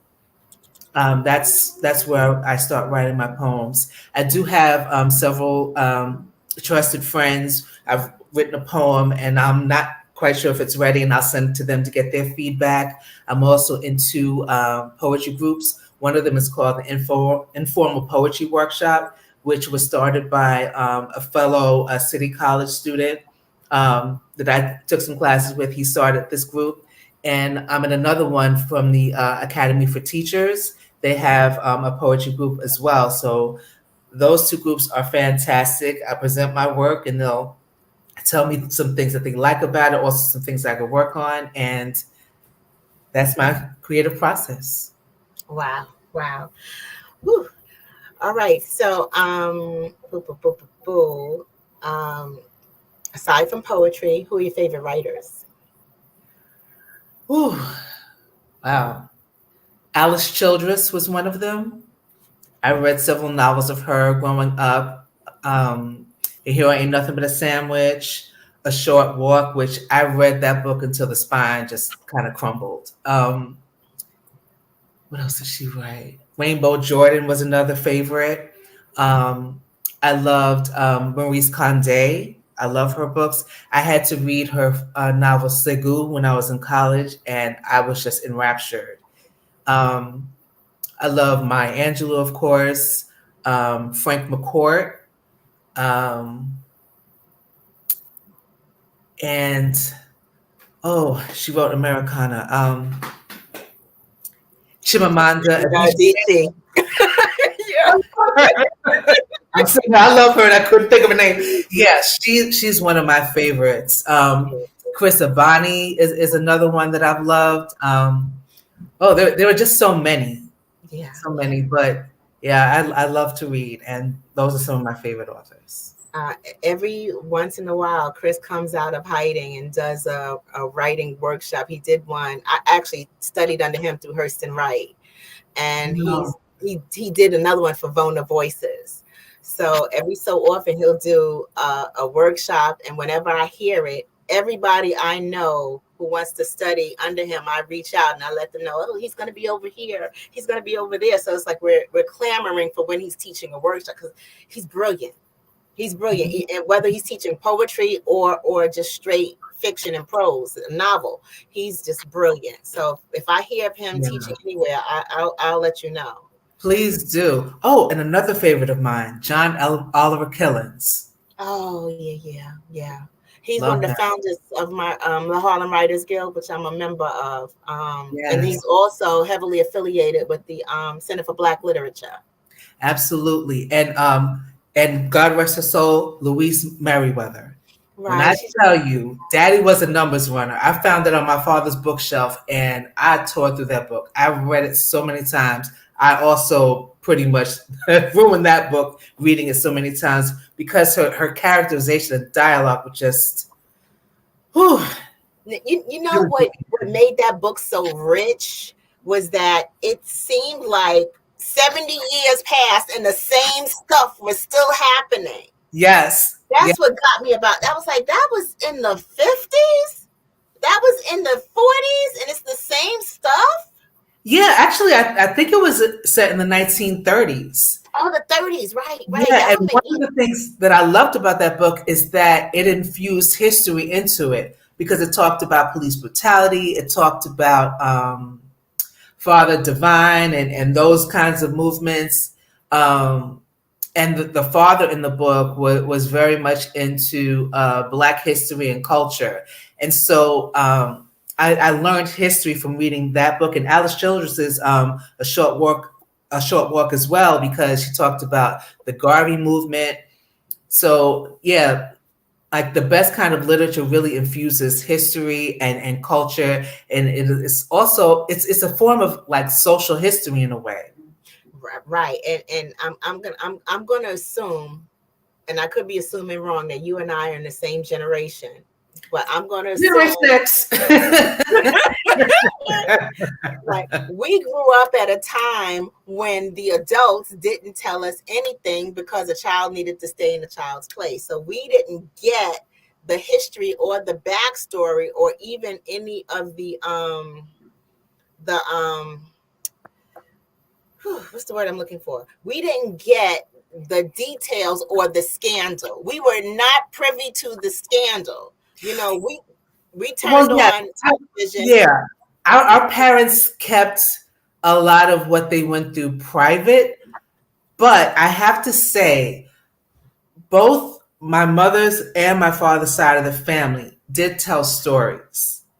And so that's where I get my narration in the poetry. Like, they told stories about my grandparents and how they came from the South to New York City.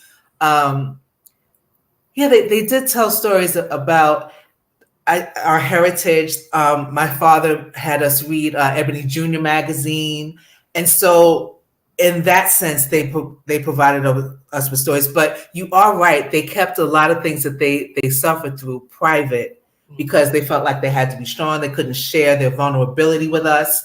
You are right about that. You know, like usually when I received a story, it was in the form of an angry rant as to the land being stolen from the family's land being stolen and turned into some kind of whatever, that kind of thing. So Yeah. I knew about eminent domain and how families could lose land based on eminent domain, and how things were taken away from us, and how there was injustice, and I knew about us not being allowed to do certain things. Yes. Not being allowed to get loans, not having access to living in certain areas, not being allowed into even better buildings, all of that. Those were the stories and lessons that I learned, but usually in the form of an angry rant. But the actual narrative history of the connecting points of family members' experiences, we were blocked out. We were rushed out of the room. They would shoot us. Go somewhere. Go outside. Yeah. I remember some of that too. Yeah. But now, like those of us who know a little better, who know the importance of passing stories down to our descendants, we can change that up. We can take, what we learned from our ancestors and pass it on. Now I'm real quick. I want to make sure we have time to do this. Okay. Where can readers connect with you and your work? So readers can connect with me on Instagram. I am Carla BX Poet 1. I'm always representing the Bronx, BX. Carla BX Poet 1. Okay. Yes. And my website is, oh my goodness, I turned off my phone. So my website is, actually, if people just Google my name, Carla M. Cherry, my website will come up. The name is kind of long. That's why I can't think of it right now. I'm so sorry. But yeah, that's how people can get in touch with me. They can get in touch with, the easiest thing to get in touch, or the way to get in touch with me is through Instagram, Carla BX Poet 1. And I have a link tree, and they can click on that and find the link to my website. Gotcha. Okay. At Carla BX Poet, is that one spelled out or the number one? Oh, it's the number one. So Carla BX Poet 1. Yes. Okay. Carla BX Poet 1 on Instagram, or Google Carla M. Cherry on Google. Google. Yes. Google. Okay. Now there was one more question. Oh, tell us about your books and how we can find your books and how we can buy your books and okay. All right. So my books are available on Amazon. So this is the first one, Gnat Feathers and Butterfly Wings. This is the second, $30 in a Bowl of Soup. Honeysuckle Me. These Pearls Are Real. Stardust and Skin. Clap Your Hands, Stomp Your Feet. You can find all of these on my website. And this is my latest one. It's called Sundays and Hot Buttered Rolls, A Granddaughter of Harlem Speaks. So this one is in the pre-sale period. It's on Finishing Line Press. It's going to be widely available on May 24th of this year. And this is my latest one. So if you go to Instagram, Carla BX Poet 1, as I said, I have a link tree. You can click on that. You'll find my website. And if you go to the website, you can click on any of the books and you'll be taken to the link to purchase if you're interested. Wow. Now, I have to ask this. How do you feel, even though New York is not really as affected by it as other states are, but how do you feel about book bans as an educator and a writer? Just infuriate. I'm sorry. I'm so upset I can't even speak. I'm just livid. And we all know why the book banning is taking place. It's another attempt to turn back African American progress. We understand that, and not just African Americans, but LGBTQ people as well. And so, I'm not down with the book ban. And I taught my students about it. I created a class called Afro-Latino American Voices. And the first thing I had them do was learn about the book bans, the Stop Woke Act, we talked about critical race theory. And so I teach my students about it, and I tell them, you need to pay attention to what's going on because they're trying to rewrite history. They're trying to erase our history. And so whatever opportunity we can to teach our young people about our history, we have to do it. We have to continue to buy books. We have to make sure that our children are reading them and fight these bans whatever way that we can by passing legislation, voting those people who are proposing those book bans out, and any states that support it, boycott them. Wow. Now you said something that made my ear buzz. The Stop Woke Act. Yes. Yes. All right. Yeah, Florida, Ron DeSantis, trying to ban affirmative action, diversity initiatives, I'm gonna look up the language to that because I probably heard about an iteration before it was called that. So now they done went there and called it that. The Stop Woke Act. And when you see what the initials stand for, it's gonna make you really angry. That's just. And the funny thing is, the whole conversation, you was eloquent and articulate all conversation. That could even get more infuriating. I can't. I asked you how you felt about the I just can't even say the word. As soon as I get off this call, I'll be able to say it. I mentioned the book ban. You got so angry, you started stuttering. Because there are things I want to say that I can't say on camera. I get it. It's bizarro world. I get it. My head hurt now. Thinking about it. Whew. And I forgot my next question. It was a good one too. But Carla, thank you so much. Thank you for sharing. Thank you for sharing your art. Thank you for sharing your intelligence and your brilliance and for just spreading glow all over us here. Well, no, thank you for inviting me to participate. Thank you for this platform. This is so important. And I hope that this is something that is available 365 days a year because we need it.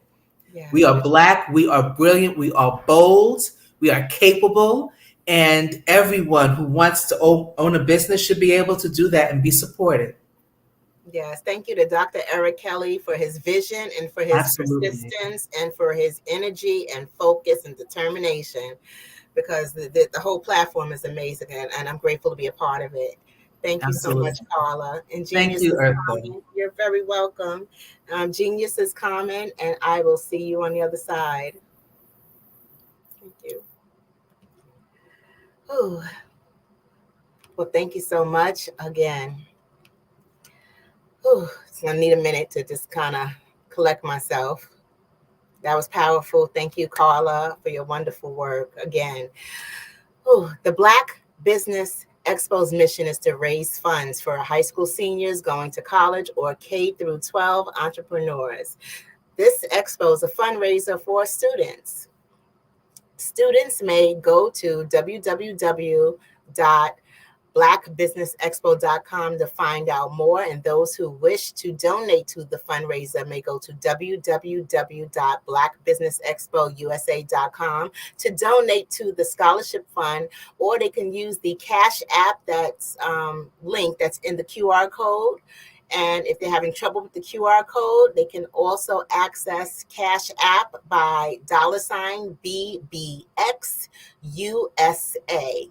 Now, our goal as part of the Black Business Network is to give laptops and up to $5,000 to our goal is to give laptops and up to $5,000 to 10 students. And students can register again at www.blackbusinessexpousa.com.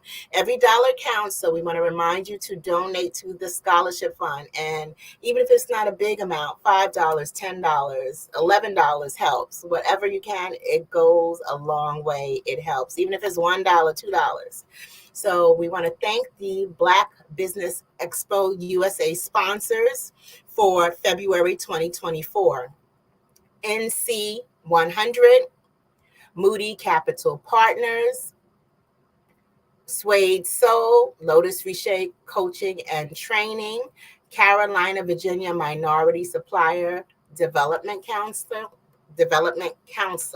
Step Management, BHS and Associates, Margie McLean Foundation Incorporated, Genius is Common, Earth Essentials, Mullane Shiny Global, Executive Women's Success Institute, The Quality Coaching Company, Superwoman Business Services, Creative Force Studios, Lee Entertainment, Artistic App Design, Black Business Expo, USA. Genius is Common, and I will see you on the other side. Thank you.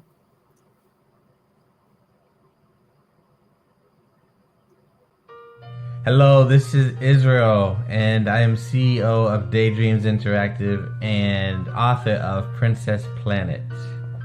So, genius is common, and as a kid, I love to daydream. Even as an adult, I love to daydream. And when my daughter became 6 and loved princess characters, but we just could not find the diversity that showed her, we created our own characters. So, for instance, you have Princess Nulu right here. Princess Nulu is from Uganda, and her genius is that she loves to take care of animals. She can actually even listen and hear what they say. And then we have Princess Isabella right here. Princess Isabella, she's from Cuba, and her genius is biochemistry. One day she hopes to eliminate disease. Then we have Princess Nia right here, and Princess Nia is based off of my daughter, and she wants to be the greatest dancer alive. So that's her genius. So what's your genius? My genius is my imagination. Genius is common.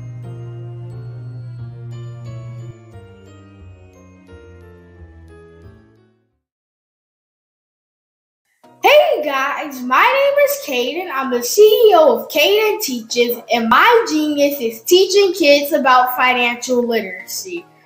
Throughout my financial products, such as my financial flashcards, my activity book, and my newest project, my financial bus, which I bought. And on the bus, it has a mock bank where kids will learn how to deposit and withdraw money, a mock grocery store where kids will be able to learn how to have a family budget, and a mock stock exchange where kids will even be able to learn how to invest in stocks. Now, I decided to start teaching kids about financial literacy because I find that most kids graduate high school without even knowing the basics about financial literacy. And I feel if I were to teach kids about financial literacy, that I would be able to help kids tap into their genius. And I actually learned about financial literacy to my dad because I would go to business meetings with him, and I would always see that they were talking about financial literacy. And at that point, I didn't understand what financial literacy was. So I took it upon myself to learn about financial literacy and teach it to kids in a way that they could understand. But I want you guys to help me help kids tap into their genius by going to my website, cadenteaches.com, and you can sew into me in my financial bus by going to my GoFundMe link. And remember, if Caden can, you can too. Hello, I'm Dr. Madeline Ann Lewis, President and CEO of the Executive Women's Success Institute. And my genius is helping women accelerate the path to success. You know, I was blessed to have strong women in my life who encouraged, motivated, and pushed me to do my best and to never even think about giving up on my dreams. So I say to women, we must show up to rise up. We have talents and potential, but who will see them if we don't speak up and get noticed? I know that women are a tremendous resource on this planet. And there is nothing more fulfilling than helping a woman tap into her full potential. I do this because I want to be a part of helping as many women as I can to show up, to rise up. I do this because genius is common.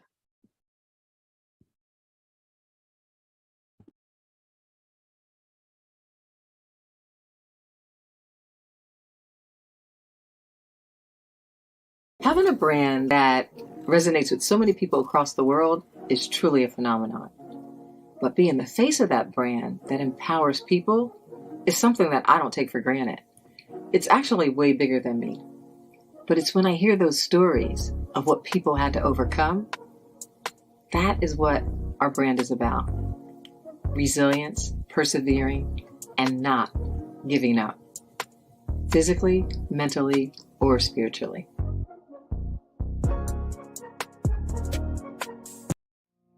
Did you know that approximately 333.34 million businesses exist today, according to a report from 2021? And you may be one of those businesses, or maybe you're not in the business market yet, but you're aspiring to be a business owner. Well, guess what? You're in the right place at the right time. Because let's face it, everything is about timing and opportunity. Hi, my name is Dr. Lotus Richey, and I'm the CEO and founder of the Lotus Richey Coaching and Consulting LLC, along with the Lotus Richey Ignite Show. 15 minutes of success with Dr. Lotus Richey, as well as books to boom your business and bring who you are. And today, I want to bring this amazing message to you about the Black Business Network and the Black Business Olympics. See, the Black Business Network and the Black Business Olympics is designed to help people just like you, that's right, that look like me, to take their business to the next level.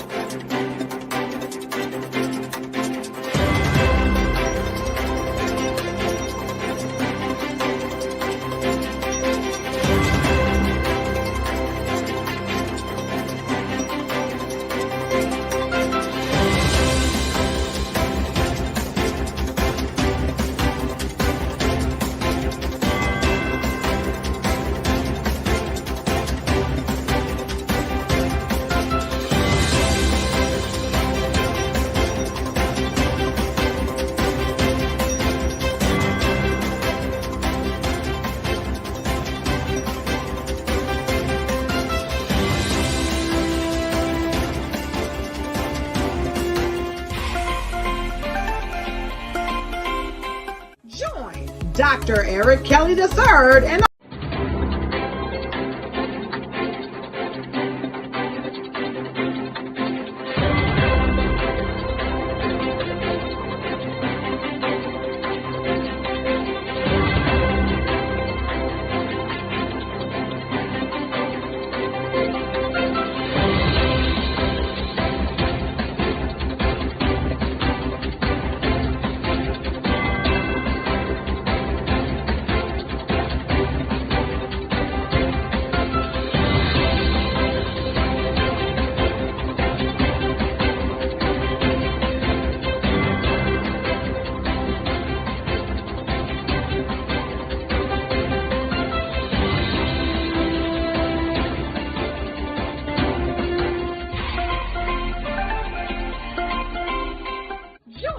Dr. Eric Kelly III and a host of phenomenal speakers from all around the globe for this 7-day virtual event that you don't want to miss.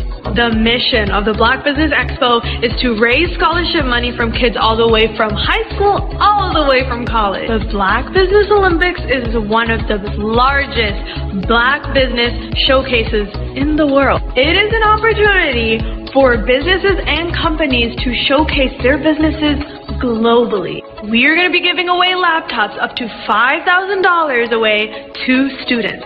Again, I'm Olivia Appleberry, the founder of 2 Cents Finance and one of the speakers for the expo. I am so excited to see you there. For more info, go to www.blackbusinessexpousa.com or call 919-308-9090 and hope to see you there.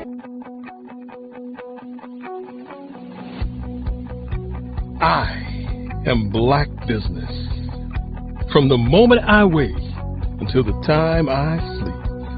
Yes, I am Black business. I am Black business.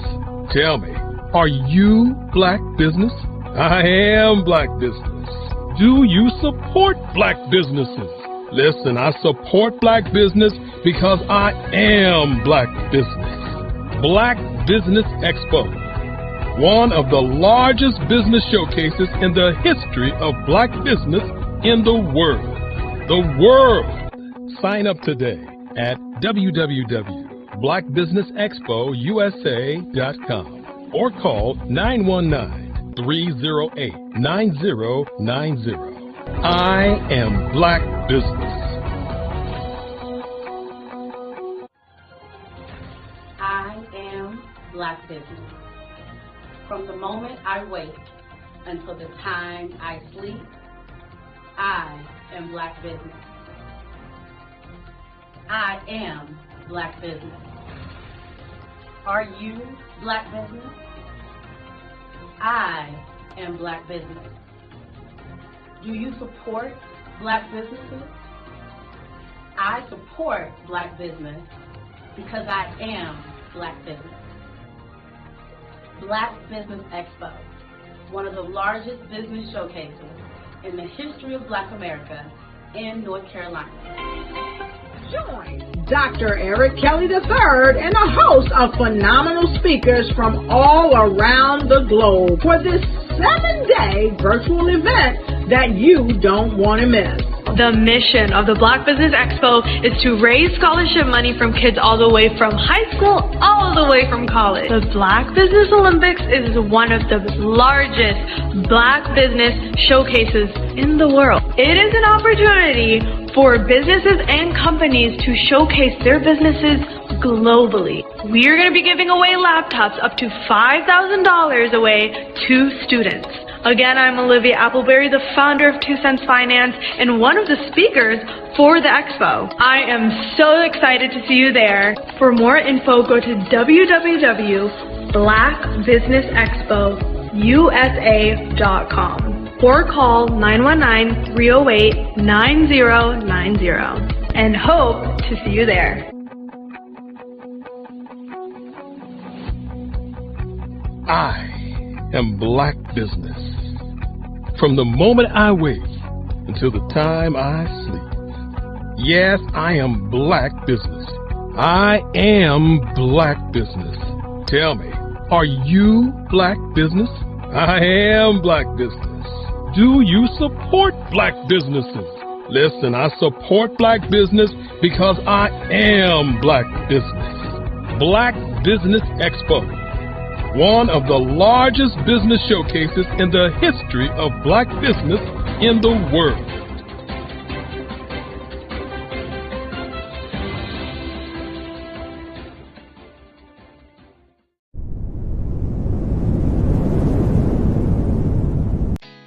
Did you know women represent just 3% of Fortune 500 CEOs and less than 15% of corporate executives at top companies worldwide? Have you wondered what the secrets are to getting into the top ranks, whether in the private or public sector?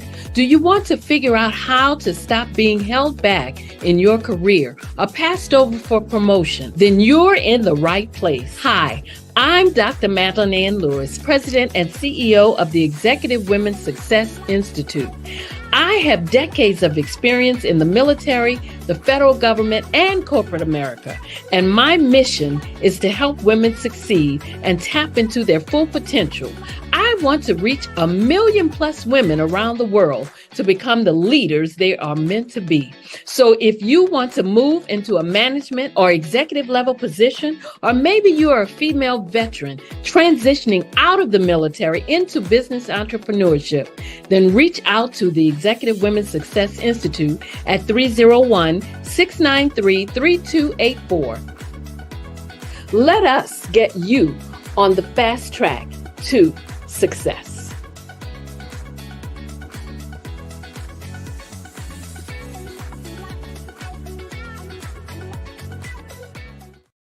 Absolutely. So our coaching program help people that have the lack of time, that lack strategies, and lack the confidence to go after their dream life. So we help them implement tools. We help them implement lack of finances or the education behind finances. But it wasn't until I lost my firstborn, my only son, that life changed for me.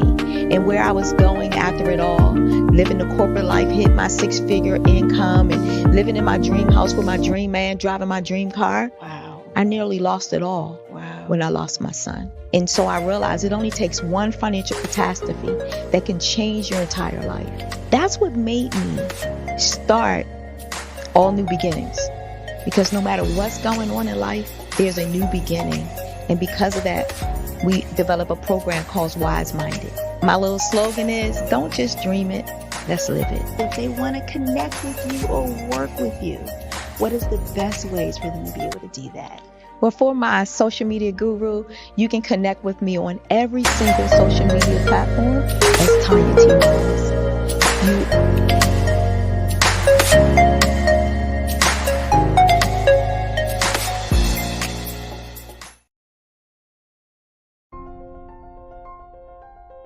What if you could build your own city? A place where every child can find nurturing people to help them achieve their full potential. A place where every adult can access job training support. Where health education is abundant. Where social justice ruled the land. A place without limitations. Welcome. You have arrived at STEM City, USA. It is what every city should be. A safe and trusted community where you find people and resources to help you become everything you are and beyond. STEM City is unlike anything you have ever experienced. It is a digital twin of the world around you, only better. STEM City is about energy and soul renewal. It is more than a digital world. You can almost feel the power of live cultural events, music, and theater. STEM City promises a better future for children with caring mentors and hands-on activities with dedicated tutors to support our youth. STEM City is your passport to a healthy lifestyle with weekly events addressing our community's many issues.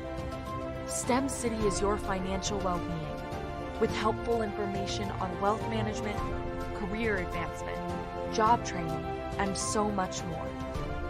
STEM City is the community you deserve. It is the city where your dreams can come true. STEM City USA, a place in the sky that is accessible to all who reach for the stars.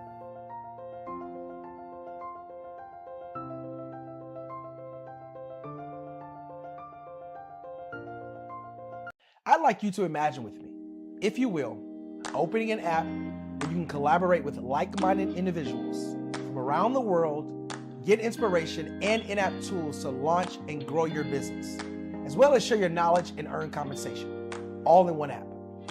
Well, the name of that app is Truso, short for Truly Social. Hi, I'm Matthew Newman, the founder and CEO of Truso. A new concept in social media, Truso is designed from the ground up to be a platform that's both social and empowering for all its users. How exactly do we do that? I'm glad you asked. First, Truso brings the world together via video. Psychologists assert that video provides a significantly more effective connection than audio only.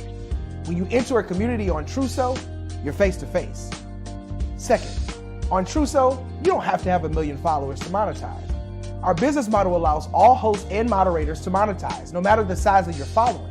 by one, producing fee-based content, and two, inviting others to join the platform as subscribers.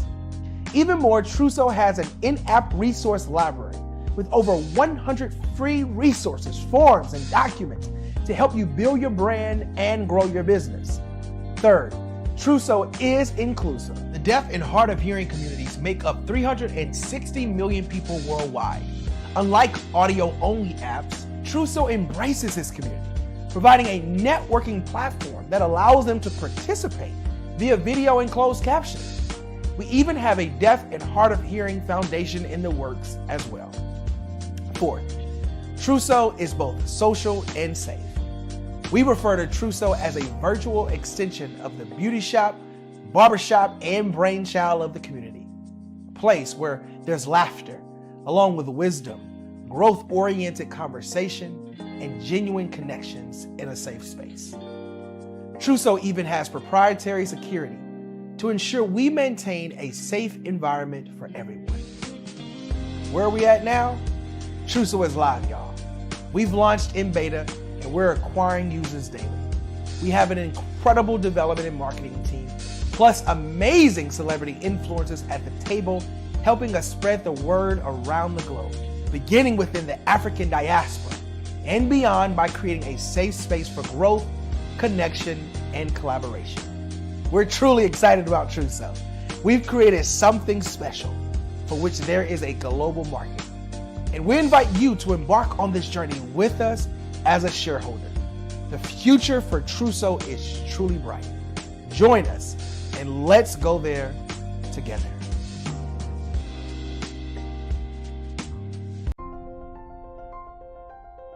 What if you could build your own city? A place where every child can find nurturing people to help them achieve their full potential.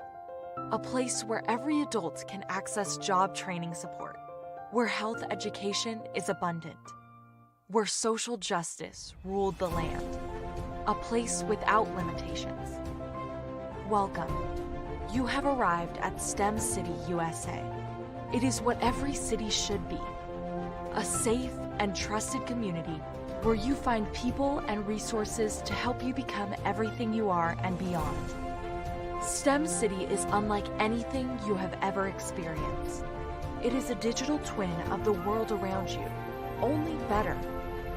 STEM City is about energy and soul renewal. It is more than a digital world. You can almost feel the power of live cultural events, music, and theater.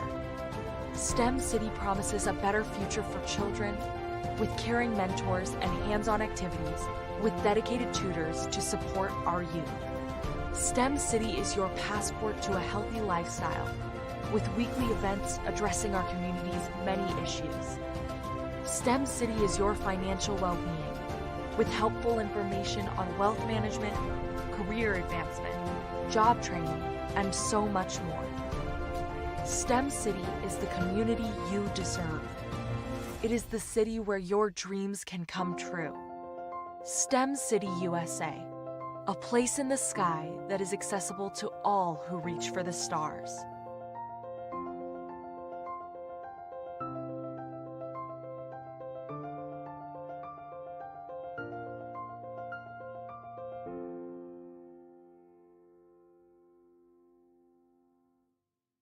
Are you a forward-thinking entrepreneur or business owner? The world is changing faster than ever, and it's time to pivot and adapt to the future. Hello LLC is here to help you do just that. Hello stands for helping enterprises leverage leading-edge optimizations.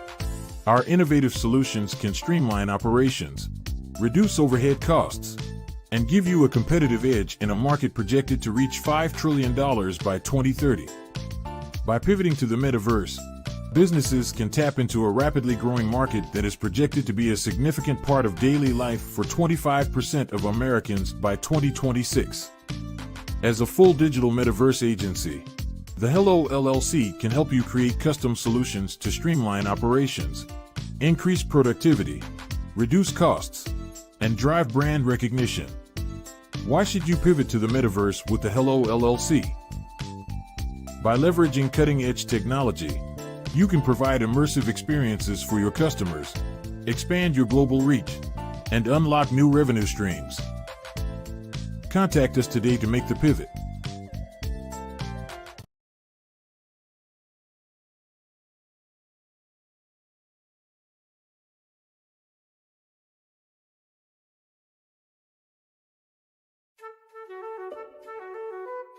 This is Dr. Arnold T. Petsworth. He's the owner of Petsworth Vet World, a veterinary clinic in Hopton, Connecticut. His patients include dog, cat, frog, fish, Goldie, dog, and this alpaca. Due to doctor-patient confidentiality, we can't tell you their names. Business at Vet World was steady, and then quarantine hit. Neighbors brought new four-legged friends into their homes.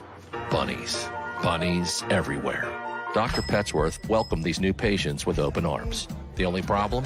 There were more appointments than he could manage.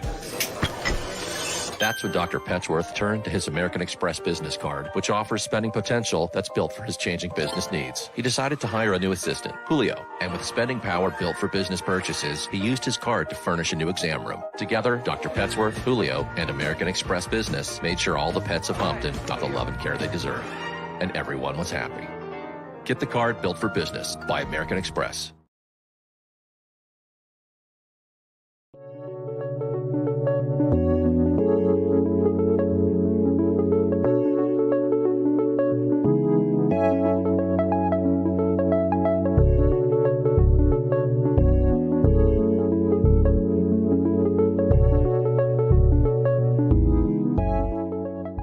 Passion has been around helping communities of color and historically underrepresented and underserved communities, minority, rural, veterans, persons who are differently able, in the intersection of education, innovation, technology, industry, and let's throw some entrepreneurship in there just for fun.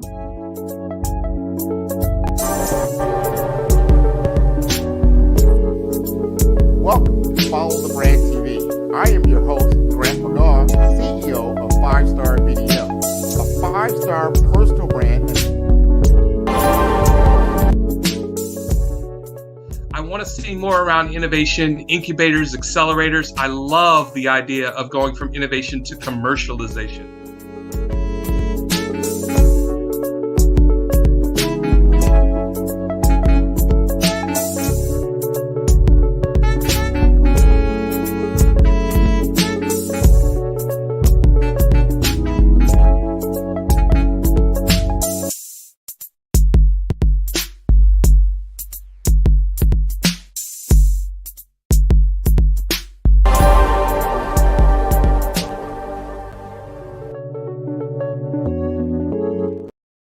I am your host, Grant McGaw, CEO of 5-Star BDM, a 5-star personal brand and business development company.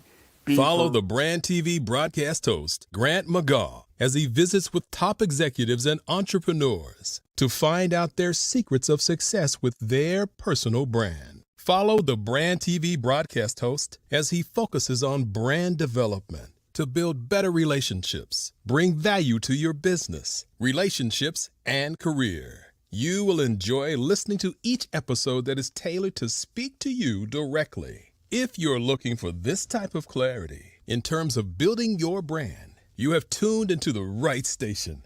Each episode will help you to shape a conversation in the 5-Star BDM network of 20,000 professionals and become a springboard for your corporate engagement and business opportunities. Each guest will frame their story in the areas of personal branding, business development, career development, financial empowerment, and technology innovation. Grant McGaw explains why he is the CEO and owner of his own professional career. Grant is an accomplished business leader and entrepreneur who wants to give back to individuals to grow their personal brand strategy. Tune in as he weaves his story about new possibilities, while to you exceed expectations. If you love storytelling, this show will make for fun.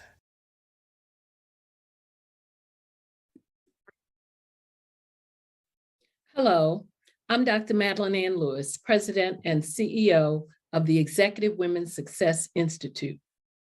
And my genius is helping women accelerate the path to success. You know, I was blessed to have strong women in my life who encouraged, motivated, and pushed me to do my best and to never even think about giving up on my dreams. So I say to women, we must show up to rise up. We have talents and potential, but who will see them if we don't speak up and get noticed? I know that women are a tremendous resource on this planet, and there is nothing more fulfilling than helping a woman tap into her full potential. I do this because I want to be a part of helping as many women as I can to show up, to rise up. I do this because genius is common. Hi, I'm Barbara Smith. Genius is common. My genius is executive coaching and professional corporate training. As the master executive coach and corporate training ambassador for the Genius is Common movement, I help business owners craft their stories in such a way that you know exactly what they do, what they have, and what they bring to the table. Many times as business owners, we are asked, so what do you do for a living? And we could be crushing in our businesses, but we're not quite sure exactly what to say in a short amount of time. Well, I help you take those stories that are the reason why you're in business and why you're so passionate about your business and craft them in such a way that people are drawn to you as opposed to being repelled by you. Because every conversation, every time you talk to someone about your business, you are excited about it. But are you really conveying what you do, what you have, and what you bring to the table? And do really people understand why you care so much and why they should care that you have the solution to their problem? Well, I'm here to help you with that. As a master storyteller, I can help you with your stories and spin them in such a way that they are intriguing and fascinating. People want to listen to you talk about your business. That's why at the Genius is Common movement, I am the master executive coach and professional training ambassador. That's my genius. And genius, oh yeah, it's common.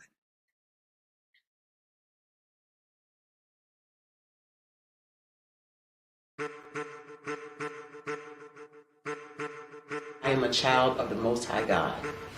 He has gifted me in ways that I could not even imagine and didn't know.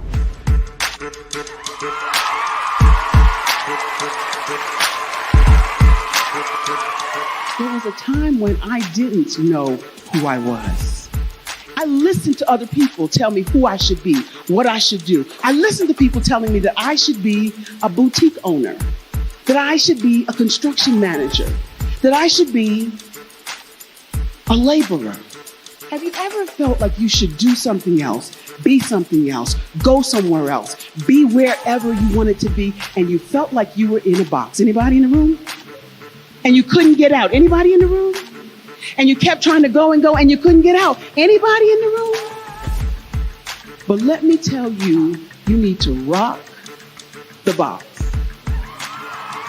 Rock the box.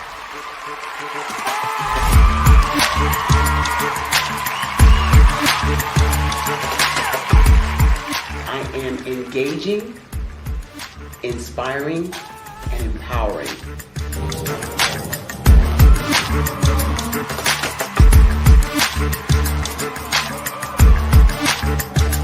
I would give you everything I know. Just by touching you, if I could, by osmosis, give you every single thing I've learned, I've gone through, I know I would. We know that's not possible, but as it is possible, I love to share information with people. Some of you out there, people have told you that you can't be, you can't have, you can't do. But I will tell you, like Kingston said, you can, you must, and you will. If it's to be, it's going to be me. You got to say it. If it's to be, it's going to be. If it's to be, it's going to be. If it's to be, it's going to be.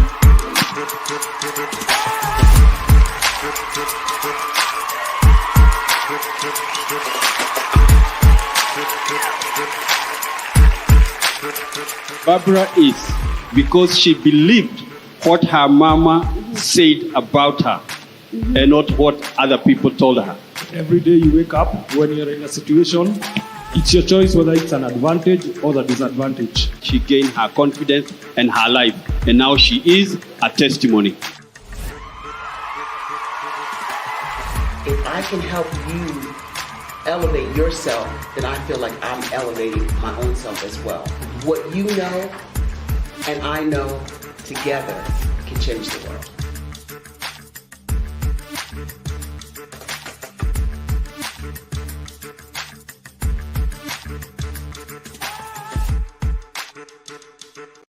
Follow the Brand TV broadcast host, Grant McGaw, as he visits with top executives and entrepreneurs to find out their secrets of success with their personal brand. Follow the Brand TV broadcast host as he focuses on brand development to build better relationships, bring value to your business, relationships, and career. You will enjoy listening to each episode that is tailored to speak to you directly. If you're looking for this type of clarity in terms of building your brand, you have tuned into the right station. Each episode will help you to shape a conversation in the 5-star BDM network of 20,000 professionals and become a springboard for your corporate engagement and business opportunities. Each guest will frame their story in the areas of personal branding, business development, career development, financial empowerment, and technology innovation. Grant McGaw explains why he is the CEO and owner of his own professional career. Grant is an accomplished business leader and entrepreneur who wants to give back to individuals to grow their personal brand strategy. Tune in as he weaves his story about new possibilities, while to you exceed expectations. If you love storytelling, this show will make for fun.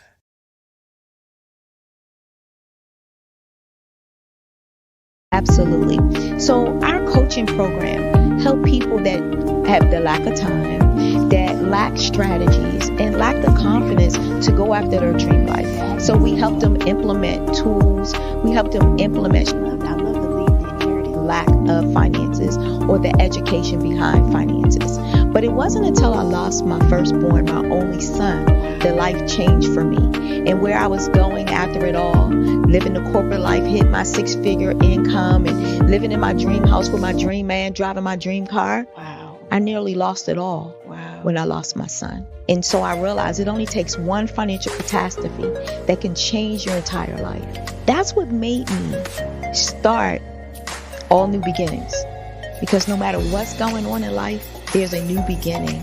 And because of that, we develop a program called Wise Minded. My little slogan is, don't just dream it, let's live it. If they want to connect with you or work with you, what is the best ways for them to be able to do that?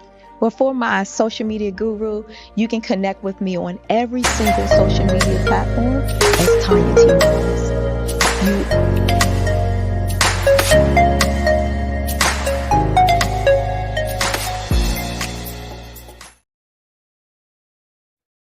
Hey everyone, it's Grant McGaw, CEO of 5-Star BDM and host of the award-winning Follow the Brand podcast and TV series, where I help you to build a 5-star brand that people will follow. My genius is personal brand development through intelligent communication and helping you achieve your business and career goals. I am a requested speaker on digital technology and brand development issues. I want to work with you to increase the value of your current opportunities while attracting new ones. Every one of you is unique, and we all share challenges that can be addressed through smart branding. As a super connector, I work with you as an executive coach to guide you along the complicated business and career development road, providing the enhancement tools and information you need to succeed. Together, I will help you succeed in today's challenging business climate. I will evaluate and measure your progress. Best of all, I am right alongside you every step of the way. Build the brand called you. Genius is coming.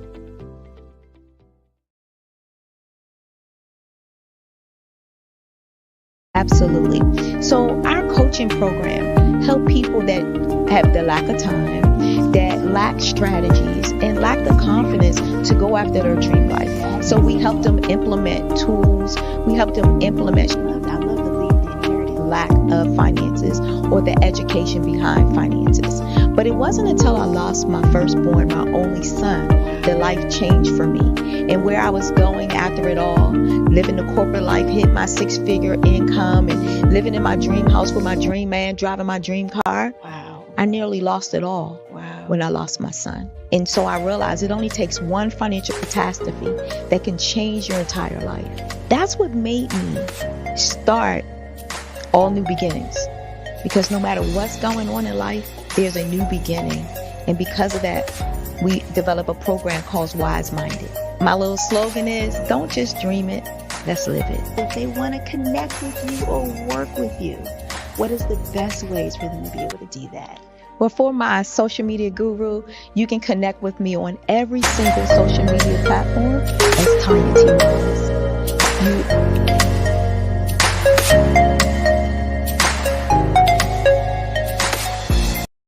I am from Washington, D.C., but I was raised in Durham, North Carolina. I came to Durham when I was about 5 or 6, and then I traveled back and forth to D.C. because it's where my people are from. One of the unique things about my family is my mother, she's also an artist. She does quilting, and she does a lot of artistic things. And then my son, he draws with both hands, his right hand and his left hand, like I do. So that's kind of a family trait. And then my other son, he's a videographer, and my daughter, she works, she's a regional vice president for Sunglasses. When you start out drawing and sketching, you want to continue to explore, you know, each avenue. I do pastels, I do pen and ink, I do painting, I do acrylics. I haven't done oils yet, but I try to do all facets of art. What I say to a lot of times to people is, you know, you can't put yourself in a box when you're an artist. You have to explore. And over the course of my life, I've tried to explore different mediums. I also do sculpture as well. I choose my subjects by the intensity that they have in their faces, or the intensity that somebody is moving, because I do more than portrait drawings. I also do I do abstract, and then I do figurative drawing also. Well, what happened in this particular show is that I started out trying to come up with something that would be a little bit different than what everybody else is doing. So I was working on a Barack Obama show, and they wanted me to do some paintings of Barack. And so what I did was, because of the deadlines, I kind of did it kind of fast.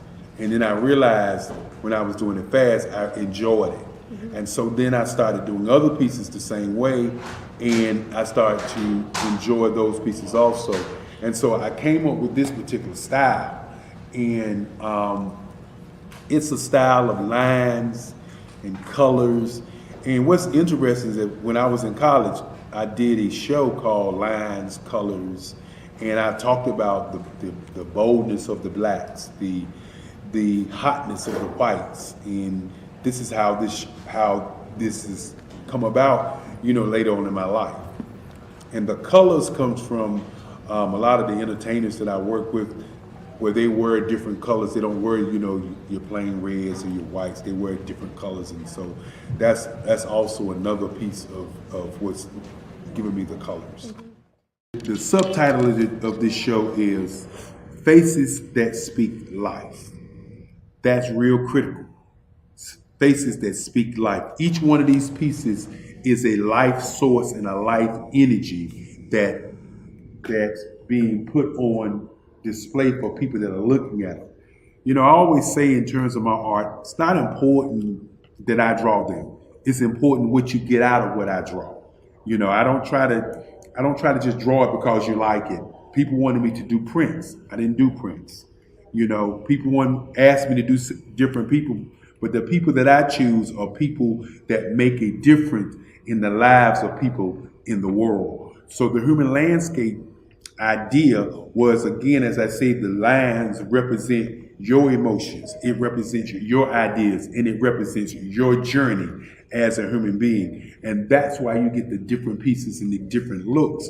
And as you notice, I try not to do one look that looks alike another look. And that's what's the most important part of this show.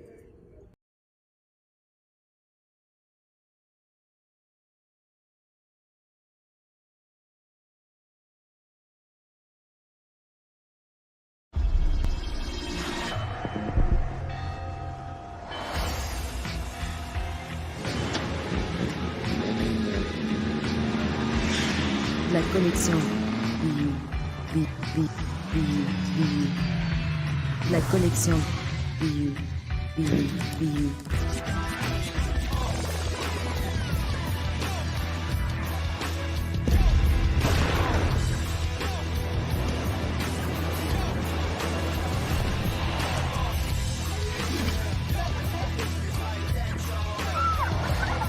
In a world obsessed with the cult of celebrity,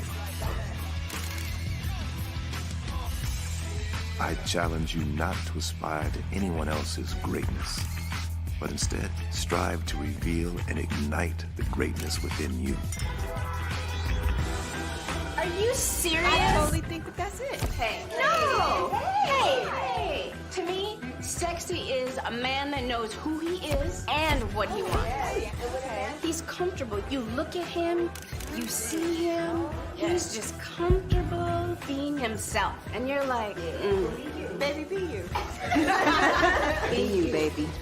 Just be you. I like it. Introducing the Be You collection, exclusively available at K&G Fashion Superstore.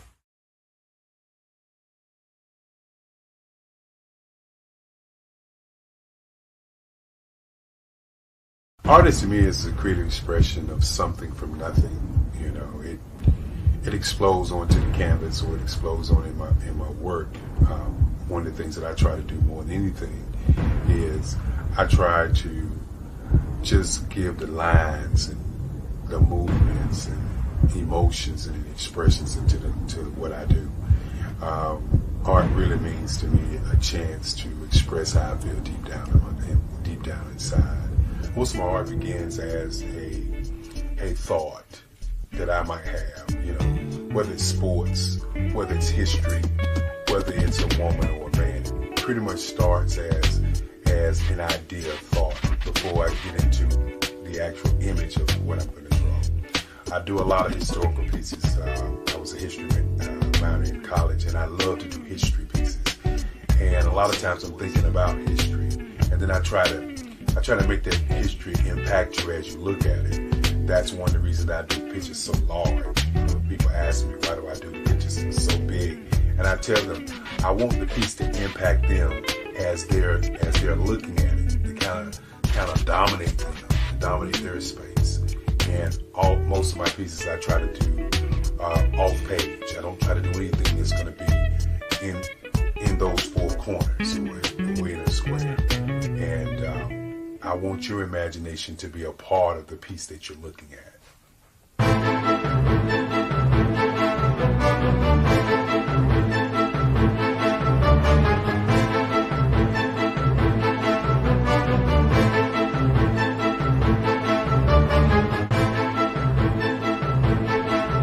The way I feel when I'm drawing, when I'm creating something, is I feel free. I feel like there is an anticipation of something that's going to come. I try not to draw first. I try to draw second. And what I mean by that is I try to allow myself to kind of get into the piece and just relax. Sometimes I miss time. I'll draw 2, 3 hours, sometimes 4 hours. And while I'm drawing, it's just a free. I just feel free. I mean, I feel like time stands still.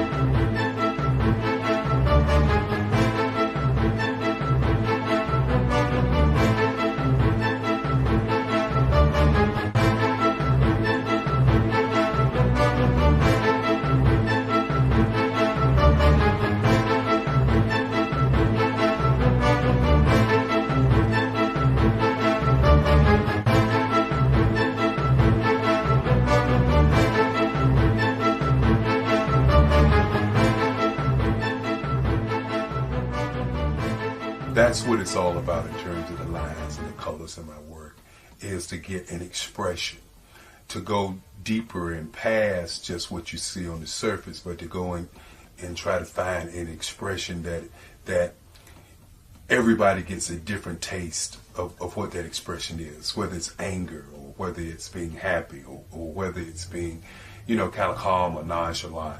That expression that people take away from the piece is the most important part of what I do as an artist. Bold is the size of my pieces, where I try to do the piece larger than life, to kind of push forward toward you. That's what the boldness is all about. It's not so much about the lines, it's about the size.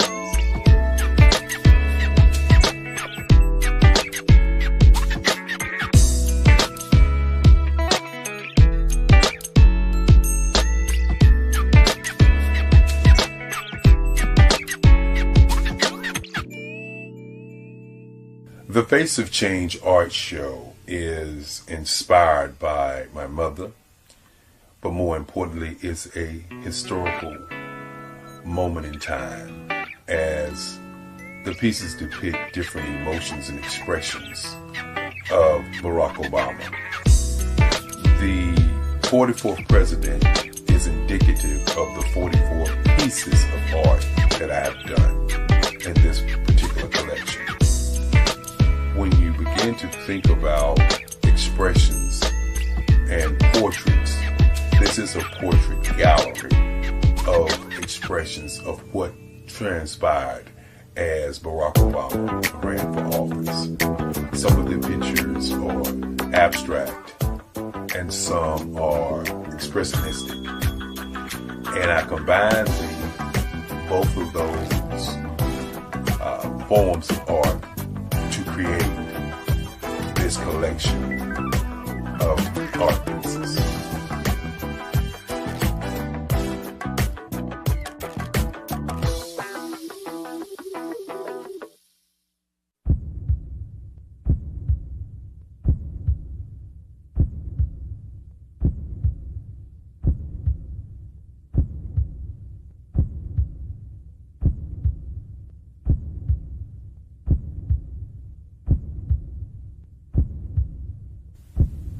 Overcomer,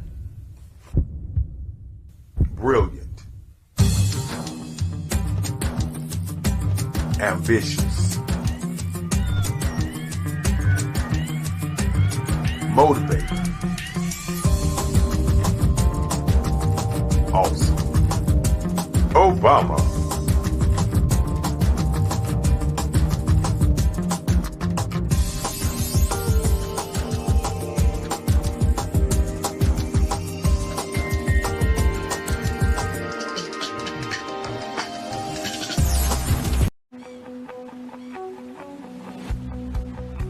I am Black business. From the moment I wake until the time I sleep. Yes, I am Black business. I am Black business. Tell me, are you Black business? I am Black business. Do you support Black businesses? Listen, I support Black business because I am Black business. Black Business Expo, one of the largest business showcases in the history of Black business in the world. The world! Sign up today at www.blackbusiness.com. blackbusinessexpousa.com or call 919-308-9090. I am Black Business.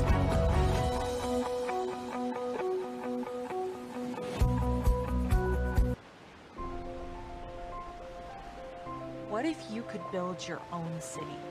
A place where every child can find nurturing people to help them achieve their full potential. A place where every adult can access job training support, where health education is abundant, where social justice ruled the land. A place without limitations. Welcome. You have arrived at STEM City, USA. It is what every city should be. A safe and trusted community where you find people and resources to help you become everything you are and beyond. STEM City is unlike anything you have ever experienced. It is a digital twin of the world around you, only better. STEM City is about energy and soul renewal. It is more than a digital world. You can almost feel the power of live cultural events, music, and theater.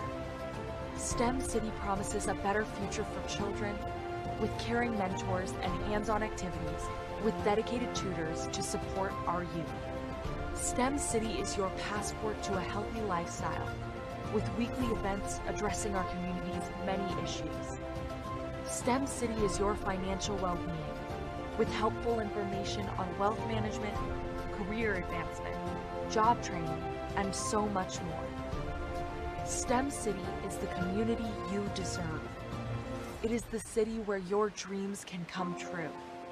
STEM City USA, a place in the sky that is accessible to all who reach for the stars.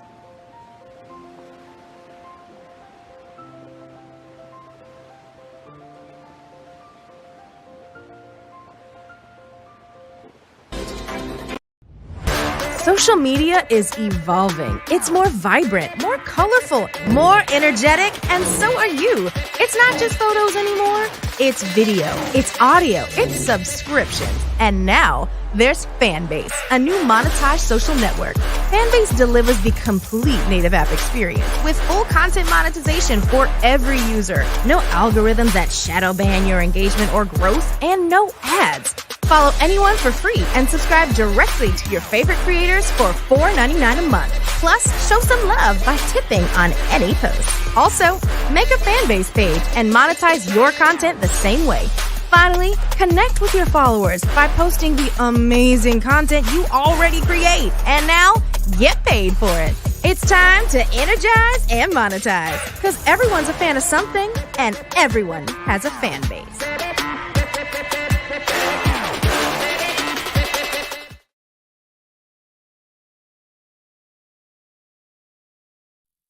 It's your time to ignite and take flight in every area of your life with the new Ignite and Take Flight Planner 2024. It's time for you to seize the year with your great new planner.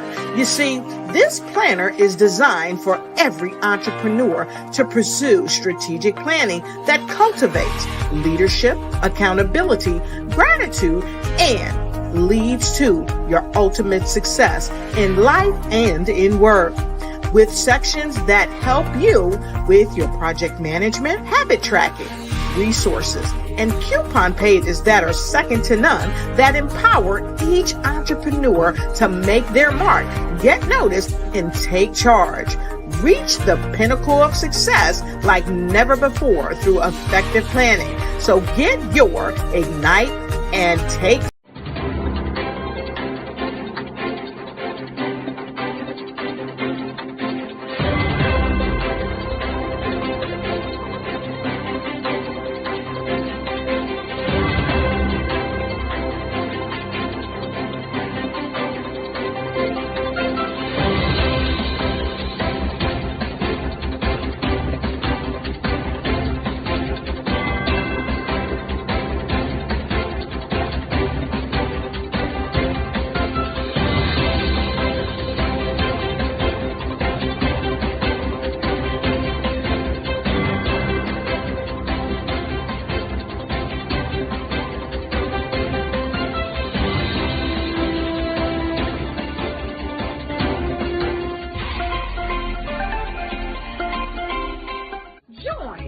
Dr. Eric Kelly III and a host of phenomenal speakers from all around the globe for this 7-day virtual event that you don't want to miss.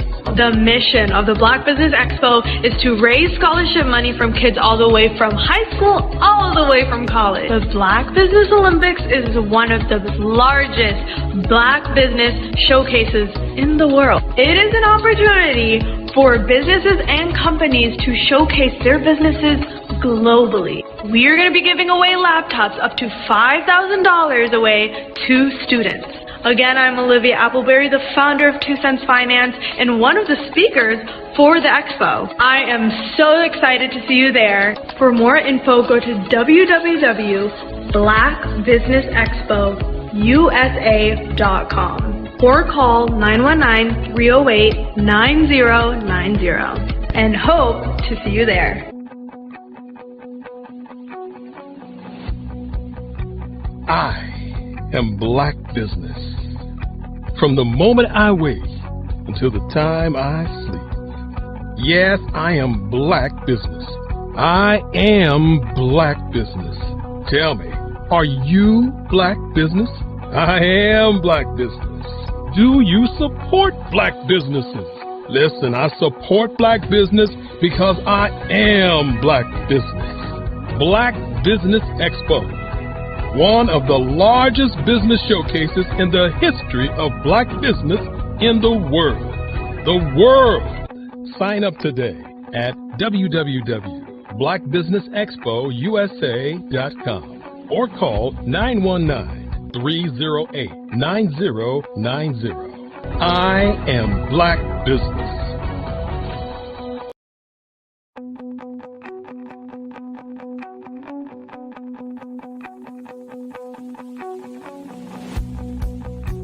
I am Black business. From the moment I wake until the time I sleep. Yes, I am Black business. I am Black business. Tell me, are you Black business? I am Black business. Do you support Black businesses? Listen, I support Black business because I am Black business. Black Business Expo. One of the largest business showcases in the history of Black business in the world. The world! Sign up today at www.blackbusinessexpousa.com or call 919-308-9090. I am Black business.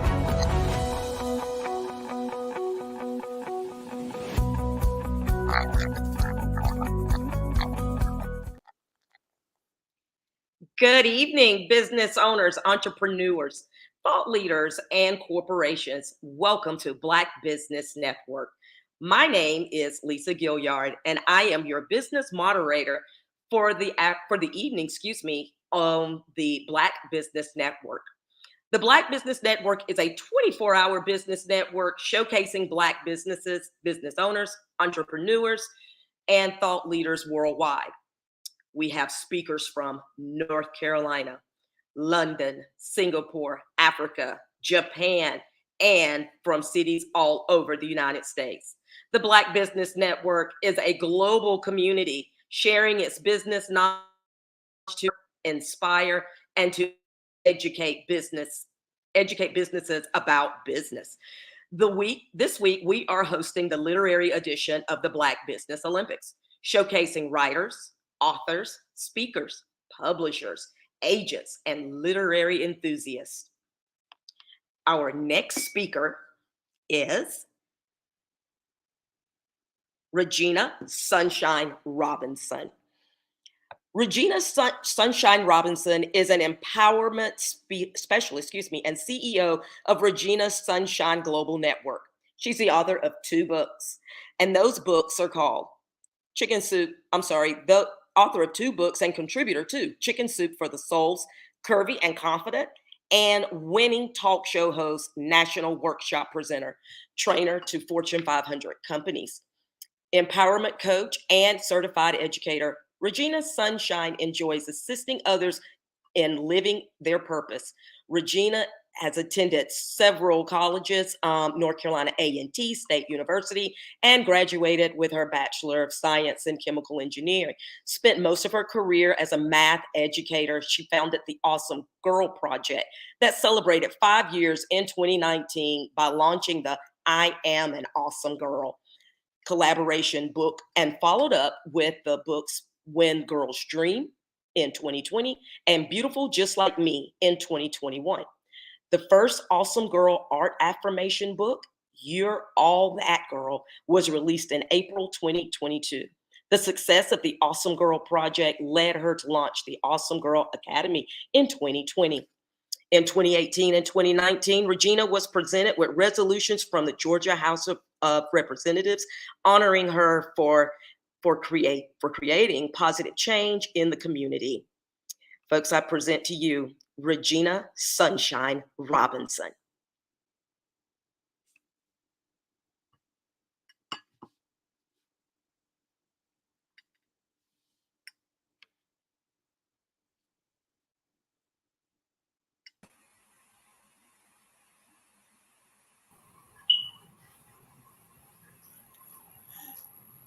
Hi, Lisa. How are you?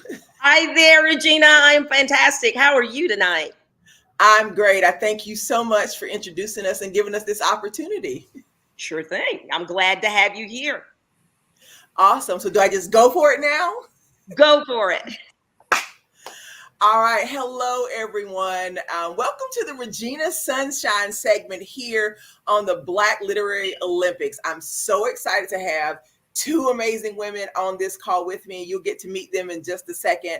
But we did have one other author that may be joining us. If not, it'll be Girl Talk tonight. All right. So I'll go ahead and preface this by letting you guys know I'm on an older laptop tonight. It is moving in slow motion like the Matrix, but we still gonna make it do what it does. All right. All right. So tonight we are going to have what I call a purpose-driven writing conversation. We're going to talk about why we write. You know, what is our purpose behind writing? Do we impact others with our writing? Those types of things. And I'm hoping that whoever's listening will be inspired to write, but also to support those who are out here giving you their lives in their books. Okay. So let's meet my guest for tonight. I'm so excited. Y'all don't even know.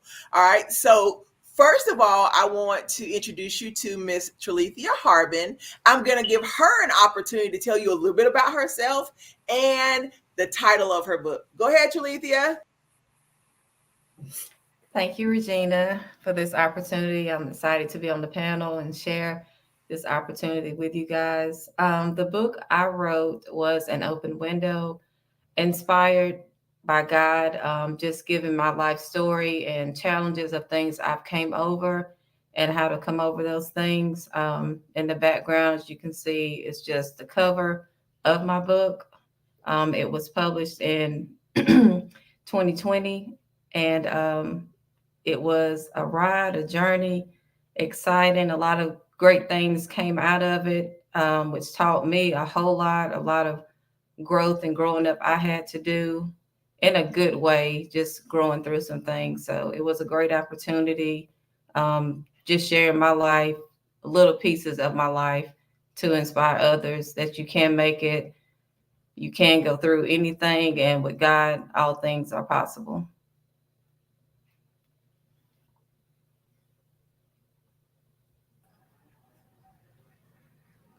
Awesome, Tralethia. Thank you so much for sharing with us. All right, next I'm going to bring up Miss Clintoria Session. I can't wait to hear from her. Clintoria, tell them the same thing. Tell them who you are and tell them about the books that you wrote. Sure. Thank you for the opportunity. My name is Clintoria Session. Some people know me as Coach Tori. I do have a business, Coach Tori Empowers. I have two books that I've written. My first one was in 2018, entitled A Withered Rose Can Bloom Again, Overcoming Life's Pitfalls Through Faith. That book was basically about my life, my journey, the good, the bad, the ugly. Life happens to all of us. We all hit potholes in the road from time to time. But the main key is getting back up and continuing your journey, pressing through the tough times. Sometimes we go through things, and I believe that God knows who he can trust with pain and who will give pain a purpose. My second book was in 2023, Lucas's Secret, how Lucas overcame bullying and his learning disability. It's a children's book. And that book is near and dear to my heart because I do have a son who had a learning disability that was diagnosed with a learning disability early on in his life. And just the things that as a parent, there's no roadmap to raising a kid with a learning disability. And there are a lot of things I wish I had have known then. So this book, my goal is to empower other parents, empower other kids to overcome those learning disabilities and bullying.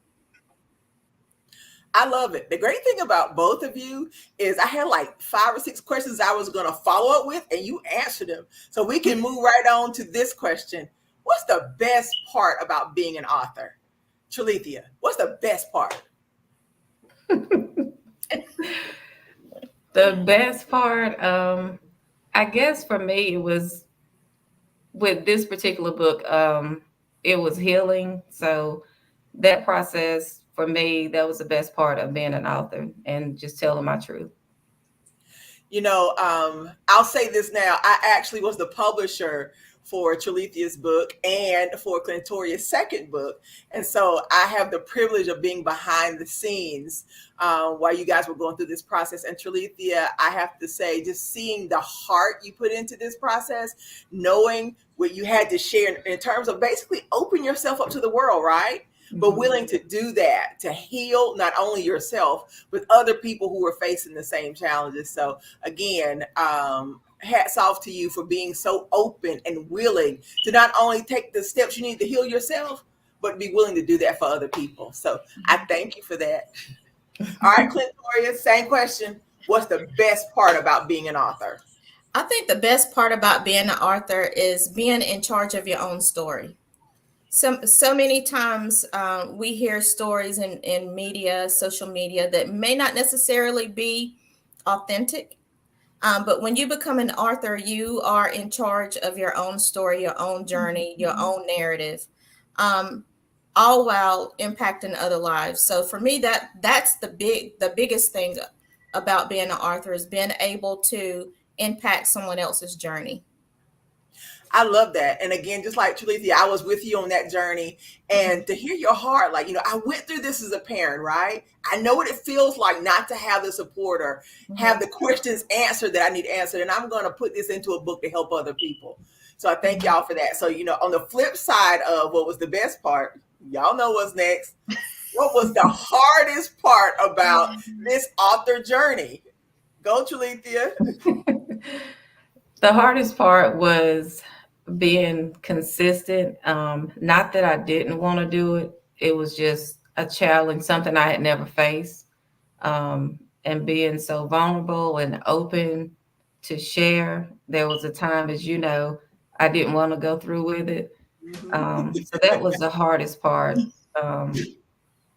Just getting through those tough times and worrying about other people. But once, you know, God was with me through the whole journey. And as I said, it was God inspired. Once I grasped that it's not about me, things became a lot smoother. None of it was about me. I love that. Did you learn anything about yourself? A lot. Tell me one thing you learned about yourself. I learned to give myself grace, to never give up on myself. I'm worthy. God does have a purpose and plan for me, no matter what things look like or what I came from, what I went through, there's purpose for me. So you just gave a whole sermon in just a few seconds, right? You know that. Good stuff. All right, Clintoria, what was the hardest thing? Just one. Go for it. Share. No, seriously. I would say both books had their challenges. For me, the first one, the hardest part was because I shared some really raw information, raw things about me, experiences. And I think when I started writing, I thought that I was completely healed from it, but I wasn't. And so I had to step back and just do some self-reflection before I finished the book. So that was the hardest part, and honestly, just getting started with the first book, because no one in my family had written a book before. And I think the biggest frustration for me is the people that I reached out to prior to reaching out to Regina and some other people, is the lack of willingness to share information. That was really hard and very frustrating for me. I reached out to several authors, and I thought that they would be more forthcoming with sharing their experiences, giving me some guidance, but crickets. That was very frustrating. I'm sure. And what did you learn? And not even just about yourself, just what did you learn in general through the process of both of those books?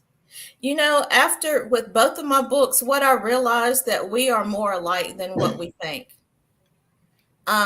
Pain doesn't care what your ethnicity is, what family you come from, your gender. It doesn't care. And there's a lot more that unites us than we think. And just from the feedback that I've received from both of the books, we all walk similar journeys. Yep. Absolutely. You know, I think it's a divine appointment that the conversation we're having tonight with the two of you, the commonality is the pain you've experienced, right? And how you have taken that pain. And we've heard it so many times, right? It's almost cliche, turning your pain into purpose, but really there is purpose, and you're now sharing the story, right? So that others can identify or feel like they're not alone. Because like so many people go through things and they think, well, I'm alone in this. But the two of you being willing to put your pain on the pages. How about that? I like that. Put your pain on the pages. Now have given other people the opportunity not to be alone, but also to see, well, if they overcame it, right? They survived. They made it. God lifted them up. Then he'll do the same for me. So my next question is right along that line. Do you feel like what you did was a calling? Do you feel like there was a greater purpose than just you writing a book, Tralethea? I do. It took a while, and just piggyback off of what Clintori was saying, God had given that to me years. I want to say before I met her, but in meeting her, that's how I found you as a publisher. But I feel, yes, that it did. I got off track a little bit, but yes, that it does. Well, the fact that you answered the call says it all. You know, some people will go their whole lives and never do that thing they know they were supposed to do. And now that you've made it through that, now you're on the other side of it. How does it feel to, like you said, for years to know I'm supposed to do this, and then to finally get to the other side and have it manifest in your life? What did that feel like? A relief. It was like something was there, and it was like it was gone. So it was a relief. And God had told me about other things that were to come through this, and I kind of forgot about it, and then other things started happening. So a lot of things came out of me just being obedient to write it, and it was a relief once I got in it, got through it, and put it out there. I love it. I do. So, Clintoria, is it a calling? Was there purpose, a greater purpose in these books? Oh, absolutely. I believe that anything that God leads us to has an assignment. And I know for sure that both of these books had lives attached to it. That's why it's important for us to move when God tells us to move and do something. Because if not, we can be a stumbling block from somebody else because we are walking in disobedience. So for sure, both of these books had an assignment. And just from the feedback that I've received from people, I know that to be factual. And like you said, so many times we walk through certain situations, and because we've learned to wear a mask really well. We've learned to put our makeup on and get our hair done and look like we're so put together, but deep down inside, we're a hot mess and we're broken. But nobody knows that because we put that mask on and we don't walk in transparency. Mm-hmm. And so for me, my mind always goes back to Job. When Job was afflicted, God knew that he could trust Job with pain. God knew that he could trust Job with so many challenges in life. But can God trust us with a call? Mm. Can he? Can he trust us with a call? And when we move when God speaks a word to us? And for me, this last book, you had to kind of push me a little bit because I was dragging my feet so bad. But I'm glad that I stuck with it because it's helped other people. I love that. And I learned how to push by being pushed. My coach pushed me. She asked me to do things that, the only reason I did them is because, I believe God had brought her into my life to push me. And I made a commitment that whatever she asked me to do, I was going to do. And then I had to do it. That was a whole other thing. Mm-hmm. But I appreciate the two of you being willing to be pushed. I'll say that. So, you talk about transparency. The very first magazine I was ever interviewed in, the lady told me this, and I've stuck to it, and it goes back to what you said, Clintoria. She said, make a point of being transparent. People need to know that God is using you, not because you're special, but because you've made yourself available. And if they make themselves available, he will use them too. Mm-hmm. What do you think about that, Clintoria? That is so true and so spot on. All God wants is our yes. Sometimes I'm very analytical. I will watch something to death, analyze it. When in fact, if God has spoken a thing, he's already made provision for it to come to pass. We just got to say yes and trust him to get us to the end. Because we can only see what's in front of us, but he sees the big picture. Right. Absolutely. I always tell my son, God sees around corners. You can't see around the corner, but he's already around the corner waiting on you. Yep. So, next books. Are either of you planning some books to come? I'll let you jump in, whoever wants to jump in. Well, I'm not going to say a book per se, because I just don't feel that on my heart. Not a book per se. But I do feel a tug to do a online training kind of lesson on how to parent kids with disabilities. Mm-hmm, yes. Just things that I learned along the journey that I wish somebody would have told me. And sometimes it's just speaking to that mom, letting her mom or dad, letting them know that it is okay. Because we all are going to make mistakes. Parenting doesn't come with a roadmap. Mm-hmm. And then when you have a kid with a learning disability, it further complicates things. And it can cause you to question your ability to properly parent your child. Absolutely. Well, thank you for sharing. I think there's a book out there. We'll talk about that one-on-one. Tralethea? I don't have plans to write a book. I hear y'all. We're going to talk. We're going to have like a little talk session with everybody because I think there's even value in the next parts of the journey, even talking about where you have been since you wrote the book. There are people who need to know what happens now. And so let's talk about that. Both of you have books that you shared some very personal, right? Traumatic experiences. What has it been like once you put that book out into the world and now other people had access to your life? It's one thing to have it happen and it's up here, right? It's something different to take that very same information and put it in a space that you can no longer completely control it. It's gone. Tralethea, what did that feel like?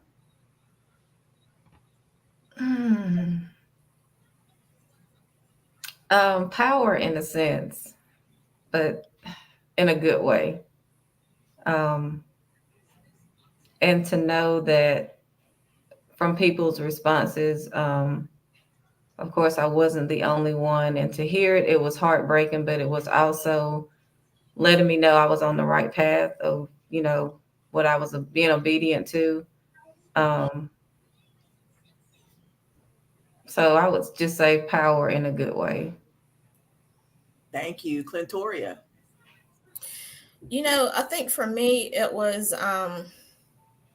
very eye-opening. Because like Tralethea said, sometimes you don't know that other people are in the same situation or a similar situation. And for me, I did not I was molested as a kid, and I didn't tell anyone. So a lot of my family members found out through reading the book. Wow. And it was like, wow, we didn't know. We had no idea. And so as a kid, you take on ownership for things that happened to you that were out of your control. But as a kid, you feel like you should have done something differently. And you take on the responsibility of protecting the person that violated you. And that was me.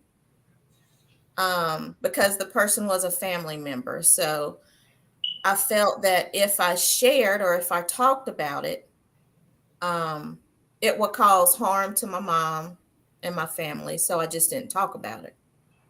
You just didn't talk. I didn't talk about it until I was in my 30s. Now, see, I don't think I knew that, or if you told me, I forgot that. Yeah, I didn't talk about it. Yeah. Well, I think about both of your books again, and you're both mothers. You have, I think both of you only have boys. Is that correct? Yep. Wow. Boy moms on the call. I'm a boy mom. 3 boys each. So you say it again? We each have 3 boys. See, y'all got me beat. I got one. We'll talk about the boy conversation another time. That's a whole other talk. But as mothers with boys, right? Let's say you wrote this book where you share things that not only is it painful for people in your life to hear, but hear your children. How were they able to support your projects as you also went through this, sharing of your personal pain? Tralethea?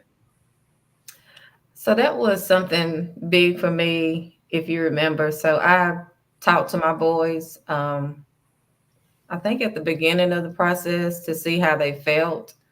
And they were okay with it, which made me feel even better about, doing what I had to do. One of my sons, he just wanted to make sure that's what I wanted to do. Like, you really want to put this out here. Yeah. And he wouldn't read the book either. He just said, I support you, but I'm not going to read it. But he, I had his support. So overall, it was good. And I wanted to get that validation from them, or consent, that support. But it was hard to get the conversation started. But there again, just putting the truth out, it helps and makes you feel better overall. Well, I'm sure they're proud of their mama. Yeah. I am the first. So, and I believe in breaking generational curses and starting, our own generational things in a good way. So I think this is a start, and that's the only way to start, is to start something new and put truth with it. I love that. That's beautiful. Clintoria? So my kids were very proud. And they knew my story, except for my youngest. At the time I wrote my book, I hadn't talked to him because he was young. He was 12. And so he read the book, unbeknownst to me. My book happened to be in the car, and we were driving somewhere, and he picked it up and he was reading it. And when we got to where we were going, he got out of the car and had his head down, and tears was rolling down his face. And I said, "Buddy, you okay?" And he just bust out crying and he hugged me. He's like, Mama, I'm so sorry. I'm sorry. Somebody hurt you. I'm sorry. And so it was just that awareness for him, and I talked to them a lot. And I'm very protective of my kids when they were growing up for this very reason, because even if you know the person, like I said, mine was a family member, they can still be a violator. So I didn't trust very many people with my kids. And one thing I wanted to go back and add, when I wrote the children's book, Lucas's Secret, my oldest baby was born with a learning disability because of he was born with the umbilical cord wrapped around his neck, and he lost oxygen to his brain. So it did some damage. And the whole time we're walking out this journey with him, even he was diagnosed at the age of 4. I didn't tell my family. God just had me being in a state of silence. And all I could hear him say was, trust me. Trust me. And I didn't understand it then, but as the song says, by and by, we'll understand it better by and by. Then I came to understand it, because when you're going through certain situations, people can kill what God is trying to bloom. Because they will see your struggle and try to connect your struggle with their struggle. And it could be something totally different. When you're in a faith walk, you have to be guarded sometime. And so raising my son was a true faith walk. And I couldn't share it because I know what God has spoken to me, and what God spoke to me about him didn't look like his current reality. So in order for me to stay focused as a parent and to continue to motivate him as a parent, I had to shut off people to a sense of not allowing them into our private space when it came to him. So that was for somebody. I don't know who. You might be going you might be going through something. Sometimes you got to be quiet. Either you trust God or you don't. It's that simple. You sounded just like my mom when you said that. I've heard that before. Either you trust God or you don't. Yeah, I mean, that's pretty much been my whole life story. Either you trust him or you don't, When you trust in God, you don't need a plan B, C, and D. It's only God. I love it. See, y'all over here preaching tonight. See? Well, I really wanted to focus on the journeys as we've talked about tonight. With an author, it's more than just a book, right? It's not just writing the book. There's so much that surrounds that entire journey, before, during, and after. So if there's a young person, or even, a mother of 3 boys in her 40s or 50s, she knows for sure she was always supposed to write a book, and she's finally going to take that step. I want you guys to speak to her and give her some advice about how she can go through this journey. Tralethea? You said for a mother or anyone? It could be for anyone, identify with the mamas. Well, for anyone that has that pricking at their heart, or just feel like they need to write a book, I want to write a book, the best way to do it is just to jump into it and just get started. I would highly recommend putting your pain or whatever it is you're writing about onto a laptop and not paper. I did paper and that was horrible, but just start journaling and keep up with your journaling. Don't stop. Don't let anybody deter you. And just get started. Of course, as far as resources, if this person is on here, I highly recommend you, and Clintoria for that matter. because she's written 2 books. But the best way is to jump into it and just get started and just don't stop. Just don't look back. You're going to face challenges, but that's everything in life. And that's just only going to make you stronger as a person, as a writer, with the whole process, but don't stop. I love that, Trulitha. And you're right. They're all going to face challenges. You know, that was the conversation we had early on. The challenges are coming. So let's go ahead and prepare ourselves now so that it doesn't get us off track and you getting this book out and fulfilling the call that God placed on you. So, Clintoria, what's your advice? What are you going to tell them? I would say don't overthink it. Don't, because when you start overthinking it and you're trying to look at the big picture, just take it step by step. For me, when I started writing my first book, God would always drop little nuggets when I'm in the car. I guess it's because I was by myself and it was quiet. And so I purchased me one of those handheld recorders. And so when God would drop little nuggets in my spirit, I would take out my recorder and speak into it so that I would have, the words to add into the book. Just start somewhere. Just start somewhere. Don't get so wound up on what people will say, what people will think, and all that stuff. Just know that if God spoke it to you, that God will equip you to bring that thing to pass. He will send you the right connections. He will give you the words to say. He will give you the finances to see it to pass. Just do it. All he wants is your yes. Just say yes and get busy. I love that. Both of y'all talking about just making that step. I tell people all the time that faith is an action where you show your faith through your movement. Not sitting there thinking about it. If God told me to write a book, I'll do something. And you don't have to start in one specific place. Just get it out of you, right? I love the whole idea of using the recorder when the thoughts come to mind. Let me just get this out of me so I can have something I can work with later.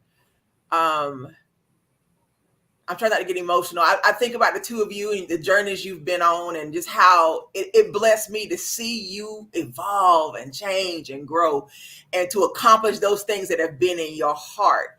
And that's a blessing to me. So I thank both of you publicly for allowing me to be a part of the journey and a part of the process. And I just look forward to seeing you both continue to rise and continue to do the things that I know God has purpose for your life.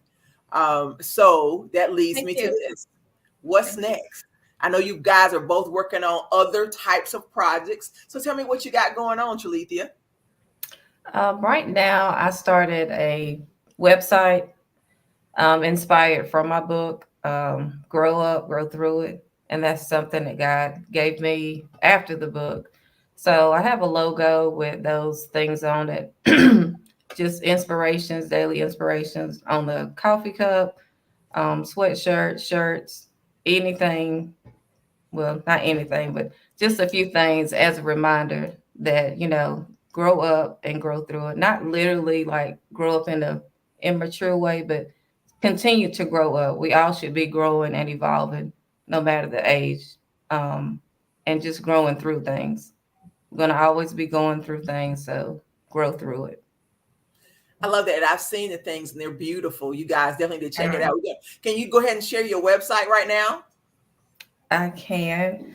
It is www.growupandgrowthroughit. And you can purchase the items on there and shop. They're really nice items too. Awesome. All right, Clintoria, what's next? Well, I am on this journey at the moment of rediscovering who I am as an individual, because I am getting ready to go through this empty nester thing that this mama's heart is struggling with a bit.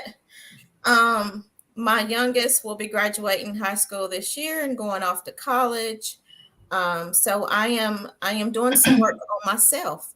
And also looking to relaunch my podcast within the next couple of months.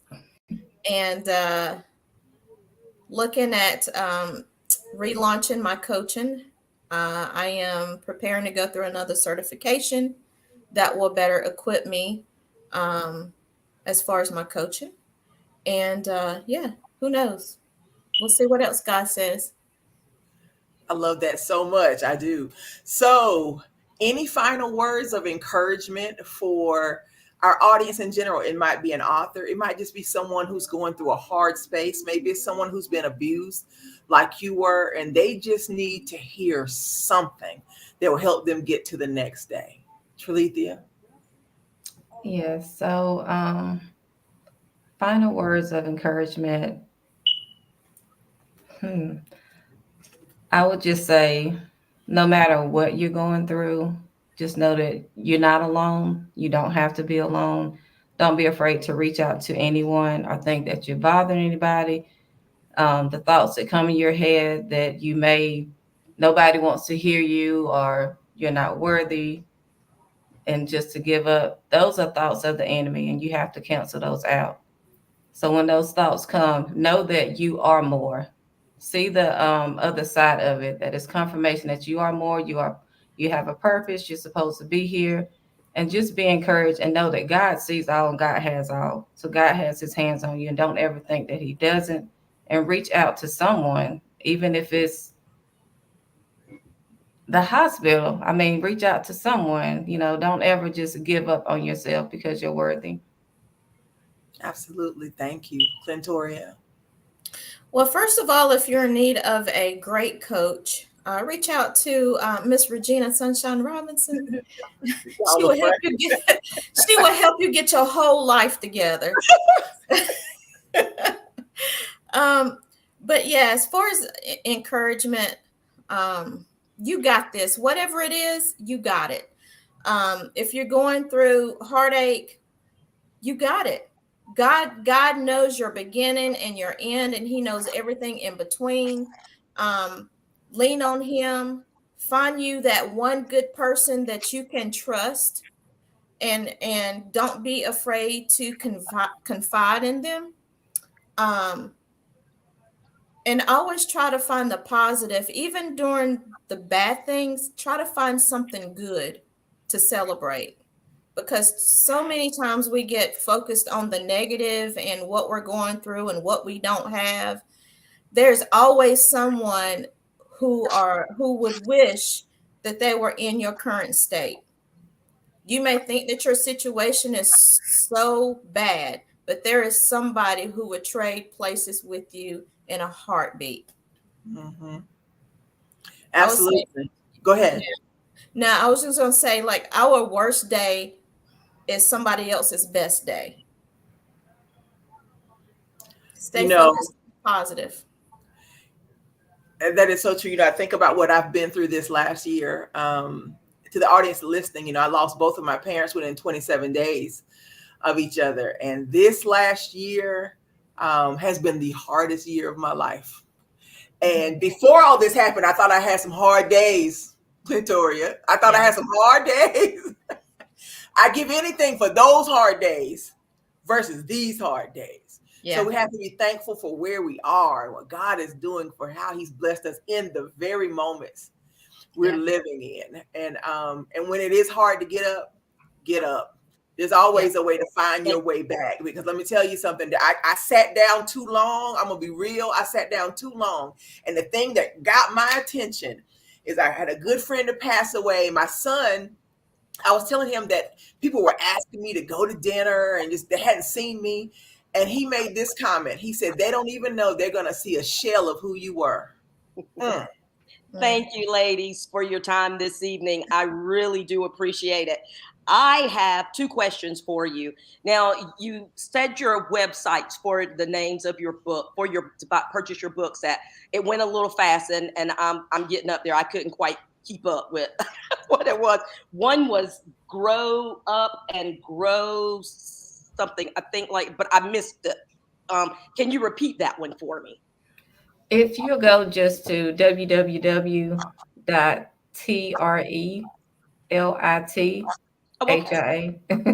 your name.com. Mm-hmm.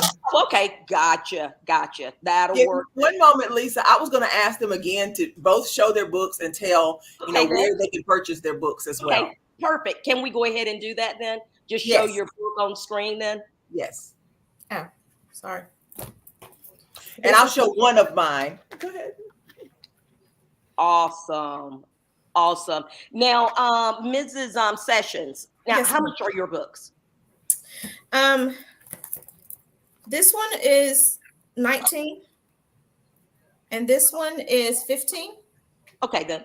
Got it. And they can be purchased on Amazon. Okay, good. Good. Glad to know that there's a connection to Amazon there. Miss Robinson, how about you, Miss Sunshine? You can find all of my books on Amazon.com, and you can find me at reginasunshine.com. And thank you guys so much for this opportunity. You are very welcome. All right, Miss Harbin, how about your book, An Open Window? How much is that one? It's 14 and it can be purchased on Amazon as well. On Amazon too. Mm-hmm. All right then. Well, ladies, I do appreciate it. I appreciate your time for the night and hope to see you back again soon.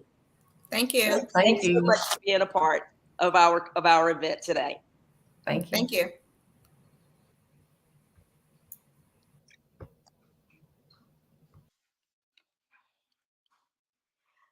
The Black Business Expo's mission is to raise funds for high school seniors going to college or K through 12 entrepreneurs. This expo is a fundraiser for students. You may go to www.blackbusinessexpousa.com to donate to the scholarship fund or to use the Cash App that's on the screen below and say $BBXUSA. That's $, Bravo, Bravo, X-Ray, Universe, South Alabama. Our goal is to give laptops and up to $5,000 to 10 students. Students can register online at that same web address, www.blackbusinessexpousa.com.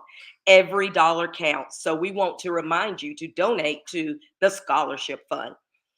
We'd also like to thank our Black Business USA sponsors for February 2024. NC 100, Moody Capital Partners, Suede Soul, Latouche Richer Coaching and Training, Carolina, Virginia Minority Supplier Development Council, Step Management, BHS and Associates, Margie McLean Foundation Incorporated, Hello LLC, Genius is Common, Earth Essentials, Mullane Shawnee Global, 5-Star BDM Media, Executive Women's Success Institute, The Quality Coaching Company, Superwoman Business Services, Creative Force Studio, Lee Entertainment, Artistic App Design, Black Business Expo USA. Genius is common, and I'll see you on the other side. Hey everyone, it's Grant McGaw, CEO of 5-Star BDM and host of the award-winning Follow the Brand podcast and TV series, where I help you to build a 5-star brand that people will follow. My genius is personal brand development through intelligent communication and helping you achieve your business and career goals. I am a requested speaker on digital technology and brand development issues. I want to work with you to increase the value of your current opportunities while attracting new ones. Every one of you is unique, and we all share challenges that can be addressed through smart branding. As a super connector, I work with you as an executive coach to guide you along the complicated business and career development road, providing the enhancement tools and information you need to succeed. Together, I will help you succeed in today's challenging business climate. I will evaluate and measure your progress. Best of all, I am right alongside you every step of the way. Build the brand called you. Genius is common. Cash flow 5, 10, 10, 75. I use the cash flow app to keep track of my charities. Cash flow 5, 10, 10, 75 helps you manage expenses, helps keep track of charitable giving, helps you save your money. Cash flow 5, 10, 10, 75. Download it today. Cashflow 5101075 would like to wish the Cyber Bears good luck in this year's first robotics competition.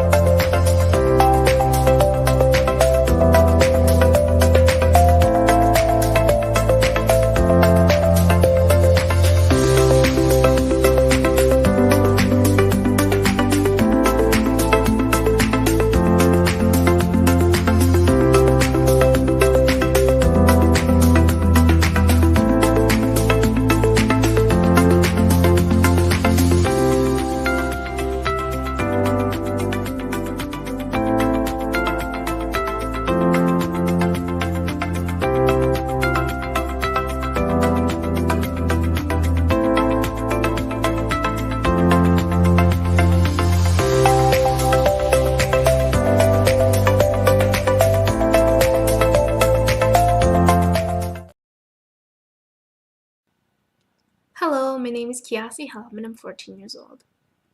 I think my genius would probably have to be setting goals and achieving them. I say this because ever since I was young, I always wanted to be an author, and at age 11 I ended up achieving this. But not only did I end up becoming an author, I ended up becoming a public speaker, a publisher, a business owner, all these great things. The name of my business is Written by Kids Publishing Company. I decided to start this company because I thought it was important for me to help kids my age express themselves through literacy and just achieve their own goals. Because to me, achieving goals is the best thing in the world to feel. It's you just achieving things and aspirations that you set for yourself.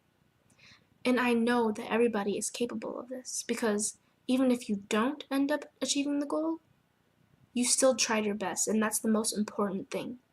And everybody is capable of this because genius is common. Thank you.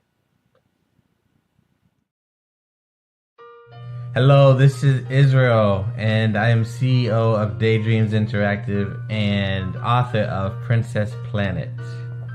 So, genius is common, and as a kid, I loved to daydream. Even as an adult, I love to daydream. And when my daughter became 6 and loved princess characters, but we just could not find the diversity that showed her, we created our own characters. So, for instance, you have Princess Nulu right here. Princess Nulu is from Uganda, and her genius is that she loves to take care of animals. She can actually even listen and hear what they say. And then we have Princess Isabella right here. Princess Isabella, she's from Cuba, and her genius is biochemistry. One day she hopes to eliminate disease. Then we have Princess Nia right here, and Princess Nia is based off of my daughter, and she is what she wants to be, the greatest dancer alive. So that's her genius. So what's your genius? My genius is my imagination. Genius is common.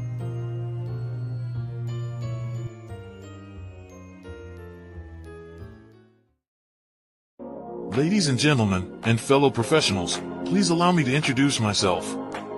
I am David Jones, the co-founder and CEO of the Hello LLC, where I am passionately dedicated to guiding individuals and businesses toward their own return on time investment. Time is my only competition. With over 20 years of experience as a corporate C-level executive, I bring a wealth of knowledge and expertise to the Hello LLC. My career journey has been marked by a relentless pursuit of excellence in marketing, strategy, and business management leadership. I have had the privilege of working with renowned Fortune 500 companies such as Xerox, American Airlines, Hilton, and Geico. However, what truly drives me is the transformational work we do at the Hello LLC. We are pioneering a new approach to business in the metaverse, where we empower businesses and individuals to build strong foundations, automate their processes and systems, while thriving in the ever-evolving digital landscape. More than just a 3D digital marketing agency, the Hello LLC is truly a community built on love, kindness, and integrity. We want more for you than from you. As I often say, collaboration is the new competition. In an era where time is the most precious commodity, I am here to guide you toward your own return on time investment, because if time was sold in stores, it would be sold out. With a deep commitment to excellence and a strong belief in the power of community, I don't just lead a company, I lead a movement into the future of business. Ladies and gentlemen, it is both an honor and a pleasure to be your guide on this remarkable journey.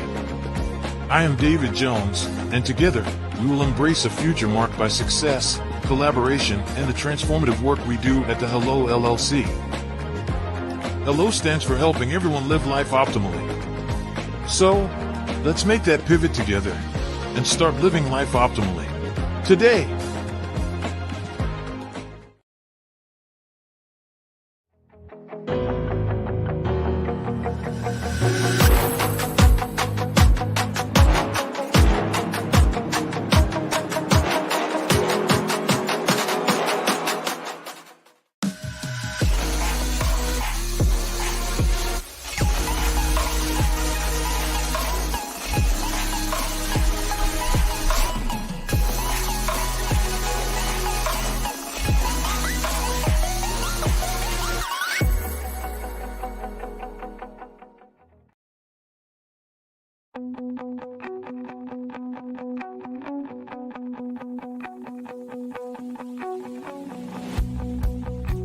I am Black business. From the moment I wake until the time I sleep. Yes, I am Black business. I am Black business.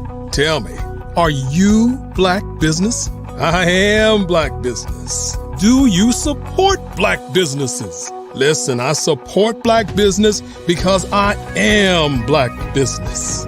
Black Business Expo, one of the largest business showcases in the history of Black business in the world. The world! Sign up today at www.blackbusinessexpousa.com or call 919-308-9090. I am Black business.